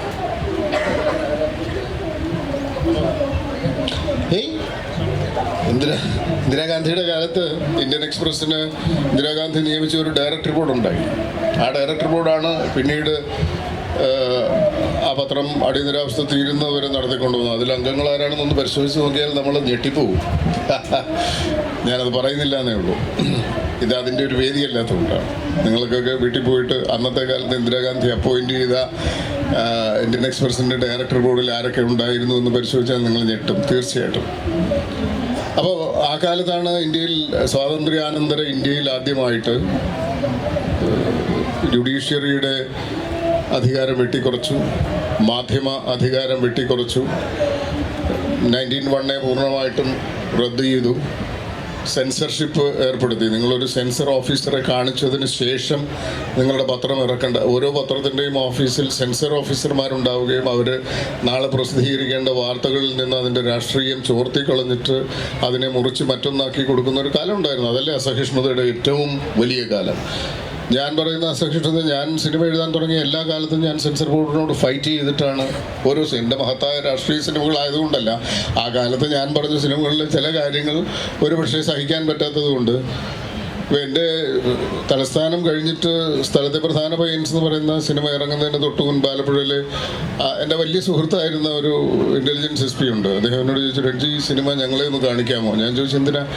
അല്ല, അങ്ങനൊരു നിർദ്ദേശം മോളിൽ നിന്നുണ്ട്, ഈ സിനിമ നിങ്ങളൊന്ന് കണ്ടിട്ട് സെൻസർ ചെയ്താൽ മതിയെന്ന്. അങ്ങനൊരു സംവിധാനം നമ്മുടെ രാജ്യത്തുണ്ടായിരുന്നു, നമ്മുടെ സംസ്ഥാനത്തുണ്ടായിരുന്നു എന്നുള്ളതാണ്. അങ്ങനൊരു സംവിധാനം അതിന് നിയമപ്രാബല്യമൊന്നും ഉള്ളതുകൊണ്ടല്ല, അധികാരം നമ്മളോട് ആവശ്യപ്പെടുകയാണ്. ഒരു പോലീസ് ഓഫീസറുടെ വളരെ മൃദുവായ സമീപനത്തിലൂടെ, സൗഹൃദത്തിലൂടെ, ഞാൻ നിങ്ങളുടെ ഈ സിനിമയൊന്ന് കണ്ടോട്ടെ, കണ്ടിട്ടൊന്ന് റിപ്പോർട്ട് ചെയ്തിട്ട് നിങ്ങൾ സെൻസർ ചെയ്താൽ പോരെ എന്ന് ചോദിച്ചു.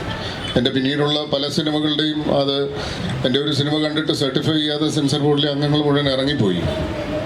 സെൻട്രൽ സെൻസർ ബോർഡ് ആ സിനിമ സർട്ടിഫൈ ചെയ്തില്ല. പിന്നീട് ആ കാലത്ത് ഒരു കേന്ദ്രമന്ത്രിയുടെ ഇടപെടലിൻ്റെ ഭാഗമായിട്ടാണ് ആ സിനിമ ഇറങ്ങിയത്. അല്ലെങ്കിൽ അത് സിനിമ ആ കാലം ഇറങ്ങാൻ ബുദ്ധിമുട്ടുണ്ടാവുമായിരിക്കും. അപ്പോൾ ഞാൻ പറയുന്നത്, ഇപ്പോൾ നമ്മളിതിൻ്റെ ഒരു പേര് ഉപയോഗിക്കാൻ പാടില്ല. എൻ്റെ ഒരു സിനിമയിൽ നിന്ന് please remove the second reel, ഒരു റീല് മുഴുവൻ എടുത്തു മാറ്റാനാണ് സെൻസർ ബോർഡ് ആവശ്യപ്പെട്ടത്. ഒരു റീല് മുഴുവൻ എൻ്റെ ഒരു സിനിമയിൽ മിനിമം 30 കട്ട് പറയുമായിരുന്നു. അതിൽ 30 കട്ടിൽ പലതും അനുവദിച്ചാൽ നമ്മളത് അതിന് തല താഴ്ത്തി കൊടുത്താൽ ആ സിനിമയിൽ പിന്നെ ഒന്നും ബാക്കി ഉണ്ടാകുന്നില്ല. ഞാൻ പറയുന്നത് എൻ്റെ സിനിമകൾ TV ചന്ദ്രൻ്റെയോ KG ജോർജിൻ്റെയോ ഒന്നും പോലെയുള്ള രാഷ്ട്രീയ സിനിമകളൊന്നുമല്ല. വിപിൻ പറഞ്ഞതുപോലെ കച്ചവടവും രാഷ്ട്രീയവും സമകാലിക സംഭവങ്ങളൊക്കെ കൂട്ടിച്ചേർത്തിട്ടുള്ള സാധാരണ സിനിമകൾ തന്നെയാണ്, കമ്പോള സിനിമകൾ തന്നെയാണ്. അത്തരം ഒരു കമ്പോള സിനിമയോടുണ്ടായിരുന്ന സഹിഷ്ണുതയുടെ അളവുകോല് വെച്ചിട്ട് നിങ്ങളൊന്ന് ആലോചിച്ച് നോക്കൂ. ഇപ്പോൾ ഒന്നാമത് ഈ സെൻസർഷിപ്പ് എന്ന് പറയുന്ന ഒരു സമ്പ്രദായം എത്ര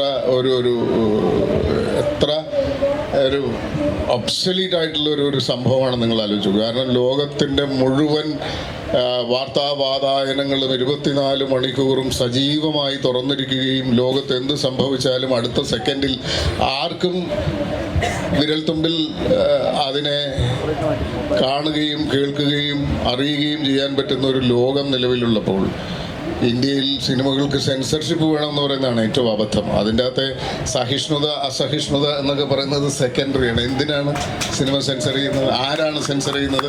അതാത് കാലത്തെ രാഷ്ട്രീയ പാർട്ടികൾ അവരോട് അനുകൂലമായ അഭിപ്രായമുള്ള ആളുകളെ, അത് BJPയുടെ കാലത്ത് തുടങ്ങിയതൊന്നുമല്ല, കോൺഗ്രസിൻ്റെ കാലത്തും എല്ലാ കാലത്തും ആരധികാരത്തിലിരിക്കുന്നോ അവർക്കിഷ്ടമുള്ള ആളുകളെ അവർക്കിഷ്ടമല്ലാത്തതിനെ സെൻസർ ചെയ്യാൻ വേണ്ടി നിയമിക്കുന്ന ഒരു സംവിധാനമാണ്. അതെന്തൊരു തട്ടിപ്പ് പരിപാടിയാണെന്ന് ആലോചിച്ച് നോക്കിയാൽ. ഇന്നത്തെ കാലത്ത് നിങ്ങൾക്കൊരു സിനിമ സെൻസർ ചെയ്യാതെ യൂട്യൂബിലിട്ടാൽ തീർന്നു. ആര് ചോദിക്കും?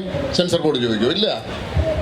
അപ്പോൾ അങ്ങനെയുള്ള കാലത്ത് ഇത്തരം കുറച്ച് ആളുകൾക്ക് ചിലവിന് കൊടുത്തിട്ട് നമ്മളെ കൊണ്ട് കുറച്ച് പൈസ അടപ്പിച്ചിട്ട് സെൻസർ ചെയ്യുക എന്ന് പറയുന്ന ഒരു വഴിപാടായിട്ട് അത് മാറിയിരിക്കുകയാണ്. അപ്പോൾ ആ സംവിധാനത്തിനോടും ആ സമീപനത്തിനോടുമാണ് സത്യത്തിൽ പ്രതികരിക്കേണ്ടത് എനിക്ക് തോന്നുന്നു. കാരണം സഹിഷ്ണുതയും അസഹിഷ്ണുതയും ഒക്കെ ആ കാര്യത്തിൽ സെക്കൻഡറിയാണ്. ആദ്യം ഇത് വേണോ വേണ്ടയോ എന്നാണ് സത്യത്തിൽ. ഏറ്റവും പുതിയ ടെക്നോളജിയിലൂടെ നിങ്ങൾക്ക് ഒരു വാർത്തയോ ഒരു ദൃശ്യമോ ഒരു സിനിമയോ ആളുകളിൽ എത്തിക്കാൻ 1 സെക്കൻഡ് മതി എന്ന് പറയുന്നൊരു കാലത്ത് ലോകത്ത് സംഭവിച്ചു കൊണ്ടിരിക്കുന്ന കാണേണ്ടതും കാണേണ്ടാത്തതും കേൾക്കേണ്ടതും കേൾക്കേണ്ടാത്തതുമായ മുഴുവൻ കണ്ടന്റും ഗ്ലോബലി അവൈലബിൾ ആയിരിക്കുന്ന ഒരു കാലത്ത്, ചൈന പോലെയുള്ള രാജ്യങ്ങളിൽ അവൈലബിൾ ആയിരിക്കില്ല, അല്ലെങ്കിൽ അറബ് രാജ്യങ്ങളിൽ ചിലയിടത്തൊക്കെ അവൈലബിൾ ആയിരിക്കില്ല. ബാക്കി ഭരണ സംവിധാനങ്ങൾ നിലവിലുള്ള എല്ലാ രാജ്യങ്ങളിലും ഇതൊക്കെ ലഭ്യമല്ലേ? യൂണിവേഴ്സലി എല്ലാ വാതിലുകളും തുറന്നു കിടക്കുന്ന ഒരു കാലത്താണ് നമ്മൾ ഈ ഒരു ഫാർസ് ഇപ്പോഴും കെട്ടിപ്പിടിച്ചുകൊണ്ടിരിക്കുന്നത്. അതൊക്കെ നമ്മുടെ രാഷ്ട്രീയ ബോധത്തിൻ്റെ അതിൻ്റെ നേർക്ക് പിടിച്ച ചില കൃത്യമായ കണ്ണാടികൾ കൂടിയാണ്. പിന്നെ നമുക്ക് അവസാനിപ്പിക്കാറായി. ഇവർക്ക് ചോദ്യങ്ങൾ ചോദിക്കാനുള്ള അവസരത്തിലേക്ക് പോകേണ്ട. ഈ ഒരു 2 കാര്യത്തെക്കുറിച്ചും, ഒരു അസഹിഷ്ണുതയെക്കുറിച്ചും സെൻസർഷിപ്പിനെ കുറിച്ചും മാത്രം ഒന്ന് ചുരുക്കി പറഞ്ഞിട്ട്. സെൻസർഷിപ്പിനെ പറ്റി പറയാനുള്ള കറക്റ്റ് ചരിത്ര സാഹചര്യം കൂടെ ഇത് 75-ന് അടിയന്തരാവസ്ഥ പ്രഖ്യാപിച്ചു. ഇപ്പോൾ 50 വർഷം തികയാണ്. അതൊരു ഭയങ്കര കോയിൻസിഡൻസ് ആണ്. രണ്ടാമത്തെ കാര്യം, രാഷ്ട്രീയ സിനിമയെ പറ്റി പറയുമ്പോൾ ഒരു വലിയ ചരിത്ര ഘട്ടത്തിലാണ്. ചാപ്ലിനും ബ്രേറ്റും കൂടെ കാണുന്നത് 1925-ലാണ്. അതിൻ്റെ 100ാം വർഷമാണ്. ഗോൾഡ് റഷും സെർജി ഐസൻസ്റ്റിൻ്റെ ബാറ്റിൽ ഷിപ്പ് പൊട്ടൻകിനുമാണ് അന്ന് ബ്രേറ്റ് കാണുന്ന 2 പടങ്ങൾ. അദ്ദേഹത്തിന് ഇപ്പോൾ ഈ പറഞ്ഞ നമ്മൾ നേരത്തെ പറഞ്ഞ ഡിക്റ്റേറ്റർ പടം പോലും ബ്രേറ്റിൻ്റെ ഒരു സ്വാധീനത്തിലാണ് ഉണ്ടാകുന്നത്. അപ്പോൾ ആ ചരിത്രപരമായ കൂടിക്കാഴ്ചയുടെ 100ാം വർഷം കൂടിയാണ് ഇത് എന്ന് പറയുമ്പോൾ, പൊളിറ്റിക്കൽ സിനിമയെ പറ്റിയിട്ട് പറയുമ്പോൾ ഉണ്ടാകുന്ന ചാപ്ലിൻ, ബ്രേറ്റ്, ഈ അടിയന്തരാവസ്ഥയുടെ 50ാം വാർഷികം, പ്ലസ് നമ്മൾ ഇരിക്കുന്നത് വളരെ ചരിത്രപരമായി റെലവൻ്റ് ആയിട്ടുള്ള ഒരു സ്ഥലത്താണ്. ഇതിൻ്റെ തൊട്ടപ്പുറത്തായിരുന്നു ബഷീറിൻ്റെ ബുക്ക് സ്റ്റാൾ നടന്നുകൊണ്ടിരുന്നത്. അപ്പോൾ തീപ്പൊരി മാസികയും തീപ്പന്തം മാസികയും ഒക്കെ ഒളിച്ചു കടത്തിയിരുന്ന ഒരു ബുക്ക് സ്റ്റാൾ കൂടിയായിരുന്നു. ജോർജ് ചടയമുറിയും KC ജോർജും അടക്കമുള്ള ഗംഭീര വിപ്ലവകാരികൾക്ക് തിരുവിതാംകൂറിൽ നിൽക്കാൻ പറ്റാതെ, CPയുടെ മുമ്പിൽ പിടിച്ചു നിൽക്കാൻ പറ്റാതെ ഒളിച്ചോടി വന്നിട്ട് ഇവിടെ രാഷ്ട്രീയ പ്രവർത്തനം നടത്തിയിരുന്ന മൂലയിൽ ഇരുന്നുകൊണ്ടാണ് നമ്മൾ സെൻസർഷിപ്പിനെ പറ്റിയിട്ട് സംസാരിക്കുന്നത് എന്ന് പറയുന്ന ഒരു ഗംഭീര മൊമെൻ്റ് കൂടി ഇതിനകത്തുണ്ട്. അപ്പോൾ ഇത് ഈ പഴയ കാലമല്ല ചോദിച്ചത്. ഞാൻ 10ാം ക്ലാസ്സിൽ പഠിക്കുന്ന കാലത്താണ് അടിയന്തരാവസ്ഥ. ഞാൻ ഡിഗ്രിക്ക് പഠിക്കുമ്പോൾ പ്രേരണ പോലെയുള്ള പ്രസിദ്ധീകരണങ്ങൾ മുണ്ടിൻ്റെ അകത്ത് ഒളിച്ചു വെച്ചിട്ടാണ് ഞങ്ങൾ വായിക്കുകയും സർക്കുലേറ്റ് ചെയ്യുകയും ചെയ്തിട്ടുള്ളത്. ഇതൊന്നും പഴയ കാലത്തിൻ്റെ കഥയൊന്നുമല്ല. അല്ല, ഇവരെ സംബന്ധിച്ചിടത്തോളം അത് പഴയ കാലമായി. കാരണം ഇപ്പോൾ നമ്മൾ ഒരു ടെക്നോളജി മാറി മറ്റൊരു ടെക്നോളജി വരാനായിട്ട് ഏതാണ്ട് 50 വർഷം എടുക്കുമായിരുന്നു. നമുക്കൊരു ലാൻഡ് ഫോണിൽ നിന്ന് മൊബൈൽ ഫോണിലേക്കുള്ള ട്രാൻസിഷൻ എത്ര വർഷം കൊണ്ടായിരുന്നു. പക്ഷേ ഇന്ന് നമ്മൾ രാവിലെ കുളിക്കാൻ കയറിയിട്ട് തിരിച്ചിറങ്ങുമ്പോൾ നമ്മുടെ മൊബൈൽ കിടക്കുന്ന ആപ്പ് 10 അപ്ഡേഷൻ കഴിഞ്ഞിട്ടുണ്ടാവും. അപ്പോൾ അത്രയും പെട്ടെന്ന് അപ്ഡേറ്റഡ് ആകുന്ന ഒരു തലമുറയ്ക്ക് മുമ്പിൽ അടിയന്തരാവസ്ഥ എന്ന് പറയുമ്പോൾ ഒരു വലിയ പിന്നിലുള്ള ഒരു ഭൂതകാലം. പക്ഷെ അത് ഓർത്തിരിക്കേണ്ട, ഓർമ്മകൾ ഉണ്ടായിരിക്കണമെന്ന TV ചന്ദ്രൻ്റെ തലക്കെട്ട് പോലെ ഓർത്തിരിക്കേണ്ട ഈ സെൻസർഷിപ്പിൻ്റെ ഒരു വളരെ പ്രധാനപ്പെട്ട കാര്യം രഞ്ജിയേട്ടൻ തുടങ്ങി വെച്ച കാര്യം, ഗോയങ്കയുടെ പത്രത്തിൽ ഗോയങ്ക മാത്രം എഡിറ്റോറിയൽ കോളം ഒഴിച്ചിട്ടു, ഞങ്ങൾ ഇനി ഈ നാണക്കേടിനില്ല എന്ന് പറഞ്ഞുകൊണ്ട്. അപ്പോൾ മലയാളത്തിലെ ഗംഭീരമായിട്ടുള്ള ചില പത്രങ്ങളൊക്കെ പട്ടോലപ്പുഴുവിൻ്റെ പ്രസക്തിയെ പറ്റിയിട്ട് മുഖപ്രസംഗങ്ങളിൽ എഴുതി തള്ളിക്കൊണ്ടിരിക്കുന്ന സഞ്ജയ് ഗാന്ധിയുടെ കോവളം സന്ദർശനത്തെ കുറിച്ച് ഒരു ഫുൾ പേജ് അതെ.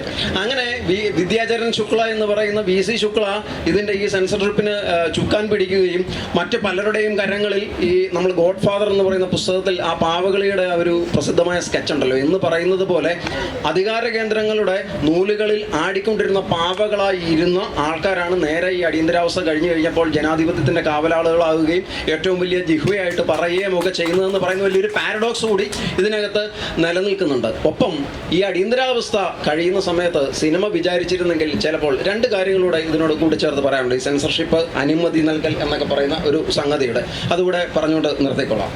ചരിത്രം മറ്റൊന്നായനെ ഒരു സിനിമാക്കാരൻ വിചാരിച്ചിരുന്നെങ്കിൽ ചിക്കമംഗ്ലൂരിൽ ഇന്ദിരാഗാന്ധി വന്ന് മത്സരിക്കാൻ നിൽക്കുമ്പോൾ വളരെ പ്രകടമായ അടിക്കൂടെ ഉള്ള ഒരു നീക്കവും വലിയൊരു ശ്രമവും ഒക്കെ നടത്തിയിരുന്നു കന്നഡ സിനിമാ താരം രാജ്കുമാറിനെ മത്സരിപ്പിക്കാൻ. രാജ്കുമാർ മത്സരിച്ചിരുന്നെങ്കിൽ ഇന്ത്യയുടെ ചരിത്രം മറ്റൊന്നാകാനായിട്ടുള്ള ഒരു ഇലക്ഷൻ റദ്ദ് ചെയ്യപ്പെട്ടു. അതെ അങ്ങനെ റദ്ദ് ചെയ്യപ്പെടാനുള്ള ഒരു ചാൻസ് ഉണ്ടായിരുന്നു. പക്ഷേ അവിടെ ഒരു വലിയ കലക്കൽ ഉണ്ടാകുമായിരുന്നല്ലോ. അതേപോലെ നമ്മൾ സിനിമയുടെ കാര്യം ചർച്ച ചെയ്യുമ്പോൾ അതിനകത്ത് മറ്റു തരത്തിലുള്ള പൊളിറ്റിക്സുകൾ ഉണ്ടെങ്കിൽ പോലും പഥേർ പാഞ്ചലി എന്ന് പറയുന്ന പടം അത് നിർമ്മിച്ചത് ആരാണെന്നറിയാമോ? ബംഗാൾ ഗവൺമെൻറ്റാണ്. അന്ന് കോൺഗ്രസ് ആണ് അവിടെ ഭരിക്കുന്നത്. അപ്പോൾ സിദ്ധാർത്ഥ ശങ്കർ റേ ആണെന്ന് തോന്നുന്നു. സിദ്ധാർത്ഥ ശങ്കർ റേ ഗംഭീര കക്ഷിയായിരുന്നു ഇത്തരം. പക്ഷേ പഥേർ പാഞ്ചലി അവർ നിർമ്മിക്കാൻ തീരുമാനിക്കുന്നത് എന്തുകൊണ്ടാണെന്നറിയാമോ? അത് മഹത്തായ ഒരു ചലച്ചിത്രമായതുകൊണ്ടല്ല. അവരോർത്തിരുന്നത് സോങ് ഓഫ് ദി റോഡ് എന്നാണല്ലോ അതിൻ്റെ ട്രാൻസ്ലേഷൻ. അവരോർത്തത് PWD വകുപ്പിനെ ഉദ്ധരിക്കാൻ വേണ്ടിയിട്ട് നടത്തിയ എന്തോ ഒരു ഡോക്യുമെൻ്ററി ലൈൻ പരിപാടിയാണെന്ന് പറഞ്ഞിട്ട് പെട്ടെന്ന് പെർമിഷൻ കൊടുക്കുകയും ചെയ്തത്.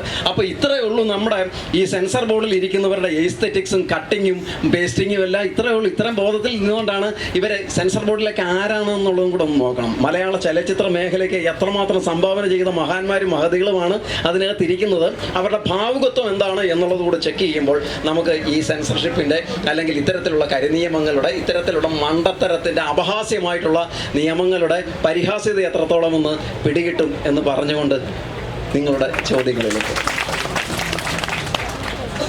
ചോദിക്കാൻ നമുക്കിനി ഒരു 8 മിനിറ്റാണ് ഉള്ളത്. എത്ര ചോദ്യങ്ങൾ? നമസ്കാരം.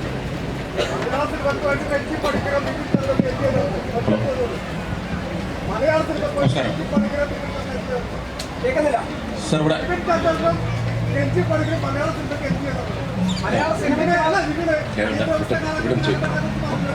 ചോദിച്ചു കൊടുത്തോളൂ മൈക്കോട്ടെ. നമസ്കാരം സർ.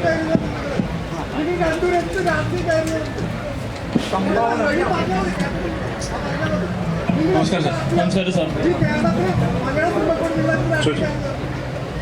സർ ചോദ്യം ചോദിച്ചോളൂ. നമസ്കാരം. നമസ്കാരം സാർ. നമസ്കാരം സാർ. സാർ എനിക്ക് ചോദിക്കാനുള്ളത് മുമ്പ് ഇവിടെ ചർച്ച ചെയ്ത പോലെ അസഹിഷ്ണുതയെ പറ്റിയാണ്. ഇപ്പോൾ സിനിമയിൽ പലപ്പോഴും രാഷ്ട്രീയത്തെയും രാഷ്ട്രീയ പാർട്ടികളെയും വിമർശിച്ചുകൊണ്ട് സിനിമകൾ വരാറുണ്ട്. പക്ഷേ അതിനെ പലപ്പോഴും ആ രാഷ്ട്രീയ പാർട്ടിയോ രാഷ്ട്രീയ അനുഭാവികളൊരു ഹെൽത്തി ക്രിറ്റിസിസമായിട്ട് എടുക്കാൻ കൂട്ടാക്കാറില്ല. ഇപ്പോൾ ഈ അടുത്തിറങ്ങിയ എമ്പുരാനെ വലതുപക്ഷ അനുഭാവികൾ വിമർശിച്ചപ്പോഴും 12 വർഷങ്ങൾക്ക് മുമ്പ് ലെഫ്റ്റ് ഇറങ്ങിയപ്പോൾ ഇടതുപക്ഷ ആൾക്കാർ വിമർശിച്ചപ്പോഴും അതിനു മുമ്പേ വർഷങ്ങളിൽ സന്ദേശം ഇറങ്ങിയപ്പോൾ എല്ലാ തരം അനുഭാവികൾ വിമർശിച്ചപ്പോഴും സംഭവിച്ചതാണ്. തന്നിലെ തെറ്റുകൾ പറയുമ്പോൾ അതിനെ ഉൾക്കൊണ്ട് അതൊരു ഹെൽത്തി ക്രിറ്റിസിസമായി എടുത്ത് അതിനെ മാറ്റങ്ങൾ കൊണ്ടുവരാൻ പലപ്പോഴും ശ്രമിക്കാറില്ല. അപ്പോൾ ഒരു സിനിമ നിലയ്ക്ക് ഒരു നല്ലൊരു രാഷ്ട്രീയ സിനിമ നമ്മൾ കൊണ്ടുവരുമ്പോൾ, ഒരു ഫിലിം മേക്കർ കൊണ്ടുവരുമ്പോൾ അത്തരത്തിലൂടെ ഉൾക്കൊള്ളാൻ കൂടി കഴിഞ്ഞാലല്ലേ ഒരു സിനിമ ഒരു 100% വിജയമാണ് എന്ന് പറയാൻ പറ്റുള്ളൂ. സാറിൻ്റെ ഒരു അഭിപ്രായം? എൻ്റെ അഭിപ്രായമാണോ? അതെ. നമ്മൾ ഇവിടെ സംസാരിച്ചുകൊണ്ടിരുന്നത് തന്നെ നമ്മളിലെല്ലാം തന്നെ ഏകാധിപതികളുണ്ട്. നമ്മളോട് ചോദ്യം ചോദിക്കുമ്പോൾ നമ്മൾ അൺകംഫർട്ടബിൾ ആവും.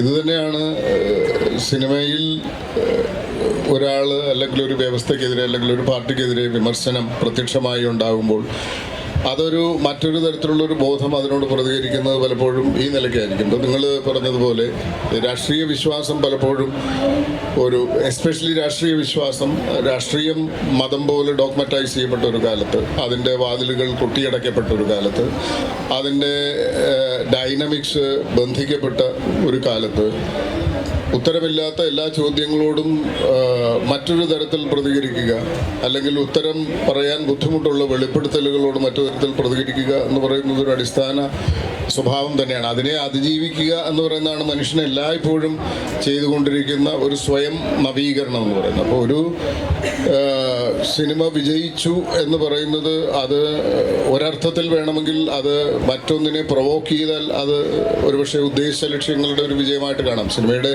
വിജയം എന്ന് പറയുന്നത് നമ്മൾ കമേഴ്ഷ്യൽ വിജയമായിട്ട് മാത്രം വ്യാഖ്യാനിക്കുമ്പോൾ ചിലപ്പോൾ അത് പ്രതികൂലമായി പല സിനിമകളെയും ബാധിക്കുന്നുണ്ടാവാം. പക്ഷേ സിനിമ ഇറക്കുമ്പോൾ അതിൻ്റെ പേരിലുണ്ടാകുന്ന വിമർശനങ്ങളും നമ്മുടെ കാലത്തിൻ്റെ ഒരു ഭാഗമായി അല്ലെങ്കിൽ വ്യവസ്ഥയുടെ ഭാഗമായിട്ട് തന്നെ സംഭവിക്കുന്നതാണ്. സിനിമ വിമർശിക്കുമ്പോൾ ആ സിനിമയെ വിമർശിക്കാനുള്ള ഒരു അധികാരം കൂടി അതിൽ ഉൾപ്പെടുന്നുണ്ട്. അപ്പോൾ ആളുകൾക്ക് എൻ്റെ ആശയത്തിന് പ്രതികൂലമാകുന്ന ഒരു സിനിമയോ എഴുത്തോ ഒരു നോവലോ, ഇപ്പോൾ പെരുമാൾ മുരുകൻ്റെയൊക്കെ നോവലുകൾ കഴിഞ്ഞ കാലഘട്ടങ്ങളിൽ ഉണ്ടാക്കിയിട്ടുള്ള പ്രതികരണങ്ങൾ നമ്മൾ കണ്ടിട്ടുള്ളതല്ലേ. എത്രയോ പുസ്തകങ്ങൾ നിരോധിക്കപ്പെട്ടിട്ടുണ്ട്. ഇന്ത്യയിൽ സിനിമകൾ നിരോധിക്കപ്പെട്ടതിൻ്റെ 1000 ഇരട്ടി പുസ്തകങ്ങൾ കാലാകാലങ്ങളിൽ നിരോധിക്കപ്പെട്ടിട്ടുണ്ട്. അപ്പോൾ എപ്പോഴും ഈ സംഘർഷം ഉണ്ടാവും. നിങ്ങൾ ഒന്നിനെ ചോദ്യം ചെയ്യുമ്പോൾ അതിനെതിരെയുള്ള പ്രതികരണങ്ങളുണ്ടാവും, അതിനെയുള്ള സംഘടിതമായ പ്രതികരണങ്ങളുണ്ടാവും. ഇപ്പോഴാണെങ്കിൽ ഈ തരം പ്രതികരണങ്ങൾക്ക് ആർക്കും റോഡിലേക്ക് ഇറങ്ങുകയോ പോസ്റ്റർ ഒട്ടിക്കുകയോ മുദ്രാവാക്യം വിളിക്കുകയോ ഒന്നും വേണ്ട. ഒരാളൊരു അഭിപ്രായം പറഞ്ഞു കഴിഞ്ഞാൽ അതിങ്ങനെ സർക്കുലേറ്റ് ചെയ്ത് പോയിക്കൊണ്ടിരിക്കും. ഒരു പടർന്നു പിടിക്കുന്ന ഒരു സംഭവമായിട്ട് മാറാൻ മണിക്കൂറുകൾ മതി. അപ്പോൾ ഇതൊക്കെ നമുക്ക് അതീതമായി സംഭവിക്കുന്ന കാര്യങ്ങളാണ്. അത് സംഭവിച്ചുകൊണ്ടേയിരിക്കും. അതിനെയൊക്കെ അതിജീവിക്കുക എന്ന് പറയുന്നതാണ് ഓരോ കാലത്തും ഇതുണ്ടാക്കുന്ന ആളുകൾ നേരിടുന്ന ഏറ്റവും പ്രധാനപ്പെട്ട വെല്ലുവിളി. സർ ഇവിടെയാണ്. നമസ്കാരം സർ. സാർ ഇവിടെ വലതുപക്ഷ ഇടതുപക്ഷ രാഷ്ട്രീയത്തെ നിശിതമായി വിമർശിച്ചുകൊണ്ടുള്ള നിരവധിയായിട്ടുള്ള സിനിമകൾ കേരളത്തിൽ ഇറങ്ങിയിട്ടുണ്ട്. പക്ഷെങ്കിൽ ഈയിടെയായി പലതും സെൻസർഷിപ്പ് സാർ പറഞ്ഞ പോലെ തന്നെ അതുമായിട്ട് ബന്ധപ്പെട്ട് പല പ്രശ്നങ്ങൾ നേരിടുന്നുണ്ട്. ഇപ്പം നിലവിൽ ഷെയ്നികത്തിൻ്റെ ഒരു സിനിമ 2 വാക്കിൻ്റെ പേരെ ഹൈക്കോടതിയിൽ പ്രദർശനാവസ്ഥ പോയിക്കൊണ്ടിരിക്കുകയാണ്. സംഘം കാവലുണ്ട്. ഈ 2 വാക്ക് കാരണമാണ് ആ സിനിമ ഇപ്പം ഹൈക്കോടതിയിലാണുള്ളത്, പ്രദർശന അനുമതി തേടിക്കൊണ്ട്. അപ്പോൾ ഈ ഒരു രാഷ്ട്രീയ കാലാവസ്ഥയിൽ ഇനി ഉള്ള കേരളത്തിലെ രാഷ്ട്രീയ സിനിമകളുടെ ഭാവി, അതോടൊപ്പം രഞ്ജി പണിക്കർ എന്ന നിർമ്മാതാവും കഥാകൃത്തും ഇത്തരം ഒരു സിനിമ എടുക്കാൻ എനിക്ക് ധൈര്യപ്പെടുമെന്നുള്ളതാണ്. ഞാൻ എല്ലാ കാലവും ഓരോ സിനിമ എടുക്കുമ്പോഴും അങ്ങനെ ഒരു ധൈര്യം സംഭവിച്ചുകൊണ്ടിട്ടാണ് സിനിമ എടുത്തിട്ടുള്ളത്. ഞാൻ പറഞ്ഞിട്ടില്ല, എൻ്റെ 2 വാക്കല്ല, ഒരു റീലെടുത്ത് മാറ്റാനാണ് പറഞ്ഞിട്ടുള്ളത്. എല്ലാ റീലിനും 10ഉം 12ഉം കട്ട് പറഞ്ഞിട്ടുണ്ട്. അപ്പോൾ സിനിമ എഴുതുമ്പോൾ നമുക്കറിയാം ഇത് ആ നിലയ്ക്കുള്ള പ്രതികരണമായിരിക്കും സെൻസർ ബോർഡിൽ നിന്നുണ്ടാക്കുക. അതിനോട് ഫൈറ്റ് ചെയ്യാൻ നമ്മൾ തയ്യാറാകുന്നതുകൊണ്ടാണ് അത്തരം സിനിമകൾ ഉണ്ടായതും. അത്തരം സിനിമകൾ ഞാനെന്തോ ഒരു മഹത്തായ സ്വാതന്ത്ര്യ പോരാളിയാണ് എന്നുള്ള അർത്ഥത്തിലല്ല ഞാൻ പറയുന്നത്. എൻ്റെ സിനിമകൾ എല്ലാം തന്നെ ഞാൻ നല്ലതുപോലെ ഫൈറ്റ് ചെയ്തിട്ടാണ് അത് ജനങ്ങൾക്ക് മുന്നിൽ ഈ അവസ്ഥയിലെത്തിയിട്ടുള്ളത്. നിങ്ങൾ അതിൻ്റെ അകത്ത് മ്യൂട്ട് ചെയ്ത സംഭാഷണങ്ങൾ, അതിൻ്റെ അകത്തുനിന്ന് വെട്ടി മാറ്റപ്പെട്ടിട്ടുള്ള സംഭാഷണങ്ങളൊക്കെ പരിശോധിച്ചാൽ പരിക്കില്ലാത്ത ഒരു 50 വെട്ടെങ്കിലും ഇല്ലാത്ത ഒരു സിനിമയും ഞാൻ എഴുതിയിട്ടില്ല. നിങ്ങളൊരു സിനിമ എഴുതുമ്പോൾ അതൊരു സ്ട്രഗിളും ഒരു ഫൈറ്റും അതൊരു പ്രതിരോധവും ഒരു പ്രതികരണവും ഒക്കെയാണ്. അത് ഓരോ കാലത്തും അതാത് ഗവൺമെൻറ്റുകൾ നിശ്ചയിക്കുന്ന മാനദണ്ഡങ്ങൾ. ഇപ്പോൾ ഗവൺമെൻറ് അല്ല എന്ന് തോന്നുന്നു എനിക്ക്. കാരണം ഗവൺമെൻറ്റിൻ്റെ ഒരു സെൻസിബിലിറ്റിക്കും വളരെ താഴെയായിട്ടുള്ള ഒരു സെൻസിബിലിറ്റിയിലാണ് നമ്മുടെ കേന്ദ്ര സെൻസർ ബോർഡും ഒക്കെ പ്രവർത്തിക്കുന്നതും അവർ ഇഷ്യൂ ചെയ്യുന്നത്. ഇപ്പം ഞാൻ പറയാം, ഞാനത് മുൻപും പറഞ്ഞിട്ടുണ്ടെന്ന് തോന്നുന്നു. ദ കിങ് എന്ന് പറയുന്ന ഞാൻ എഴുതിയൊരു സിനിമയുടെ റിലീസിൻ്റെ സമയത്ത് തലസ്ഥാനം മുതൽ പുതിയ ഗൈഡ് ലൈൻസ് ഇങ്ങനെ വന്നുകൊണ്ടിരിക്കും. നായിക നടക്കുമ്പോൾ ഇടുപ്പിളകുന്നത് അനുവദനീയമല്ല എന്ന് പറഞ്ഞു.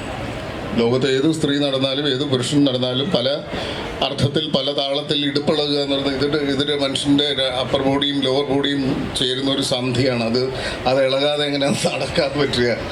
അപ്പോൾ അത്തരം എല്ലാ കാലത്തും ഇതെല്ലാം മണ്ടത്തരങ്ങളാണ്. അതിനെക്കുറിച്ചാണ് ഞാൻ ആദ്യം തന്നെ സെൻസർഷിപ്പിനെ കുറിച്ച് പറഞ്ഞപ്പോൾ സംസാരിച്ചത്. കാലാകാലങ്ങളിൽ ഉണ്ടാകുന്ന മണ്ടൻ ഗൈഡ് ലൈനുകൾ നടപ്പിലാക്കുക എന്ന് പറയുന്നൊരു വലിയ ഭാരമാണ് പലപ്പോഴും അതിനോട് ഫൈറ്റ് ചെയ്യുക മാത്രമേ ഉള്ളൂ. നമ്മുടെ രാജ്യത്ത് നിങ്ങൾക്ക് കോടതിയിൽ പോകാനുള്ളൊരു ഓപ്ഷൻ ബാക്കിയുള്ള ഒരു രാജ്യമാണിത്. ആത്യന്തികമായി നമ്മൾ ഒരു കടമ്പ കടന്ന് മറ്റൊന്നിലേക്ക് എത്താൻ പോകുന്ന ഒരു ജനാധിപത്യ വ്യവസ്ഥിതി നമ്മുടെ രാജ്യത്ത് ഇപ്പോഴും ബാക്കി നിൽക്കുന്നതുകൊണ്ടാണ് പല തീരുമാനങ്ങളെയും നീതിന്യായ വ്യവസ്ഥ പ്രതിരോധിക്കുകയും പലതിനെയും നിഷേധിക്കുകയും പലതിനെയും അനുവദിക്കാതിരിക്കുകയും ഒക്കെ ചെയ്യുന്നുണ്ട്. അപ്പോൾ അത് കോടതി അത് പരിഗണിക്കുകയല്ലേ. കോടതി അതിനെക്കുറിച്ചൊരു കമൻറ്റും പറഞ്ഞല്ലോ കൃത്യമായിട്ട്. സാറിൻ്റെ ഒരു ചോദ്യത്തോടുകൂടി നമുക്ക് ഈ ചർച്ച അവസാനിപ്പിക്കാം. Good evening sir. താങ്കളുടെ രാഷ്ട്രീയ എല്ലാ ചോദ്യവും എന്നോട് ചോദിക്കാൻ പറ്റത്തില്ല. ഒരു ചോദ്യം ബിപിൻ ചന്ദ്രനോട് കുറിച്ച് പൊതുവായിട്ടുള്ള ചോദ്യമാണ്. താങ്കളുടെ ഏറ്റവും രാഷ്ട്രീയ ചിത്രങ്ങൾ എന്നെ ഏറ്റവും കൂടുതൽ സ്വാധീനിച്ചൊരു സിനിമ എന്ന് പറഞ്ഞാൽ ഏതാണ്ട് 4 നൂറ്റാണ്ട് മുമ്പ് ഇറങ്ങിയ പത്രം എന്നൊരു സിനിമയാണ്. മനോരമയുടെ ഫ്ലോറിൽ താങ്കൾ ഇരിക്കുമ്പോൾ തന്നെ അത് ചോദിക്കാൻ വേണ്ടി വരുന്നു. മനോരമയ്ക്ക് എന്നെ അവരുടെ ഒരു വേദിയിൽ ഒരു കസേരയിട്ട് ഇരുത്താൻ തോന്നിയത് എന്തുകൊണ്ടാണ്? അല്ല, ഇത് അതാണ് മനോരമ എന്നുള്ളതുകൊണ്ടാണ്. അല്ലേ? സത്യം. അല്ല, മനോരമയിൽ ഞാൻ പത്രം സിനിമയ്ക്ക് ശേഷം ഞാൻ മനോരമയിൽ പോയിട്ടുണ്ട്. മനോരമയുടെ ചീഫ് എഡിറ്ററെ നേരിട്ട് കണ്ടിട്ടുണ്ട്.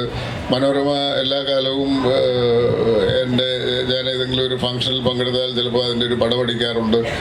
അതൊക്കെ എനിക്ക് തോന്നുന്നത് കാലം മായ്ക്കുന്ന പരിഭവങ്ങളൊക്കെ തന്നെ ആയതുകൊണ്ടായിരിക്കുമല്ലോ എന്നെ ഇങ്ങനെ ഒരു വേദിയിൽ, മനോരമയുടെ വേദിയിൽ ഞാൻ ആദ്യമായിട്ടല്ല വന്നിരിക്കുന്നത്.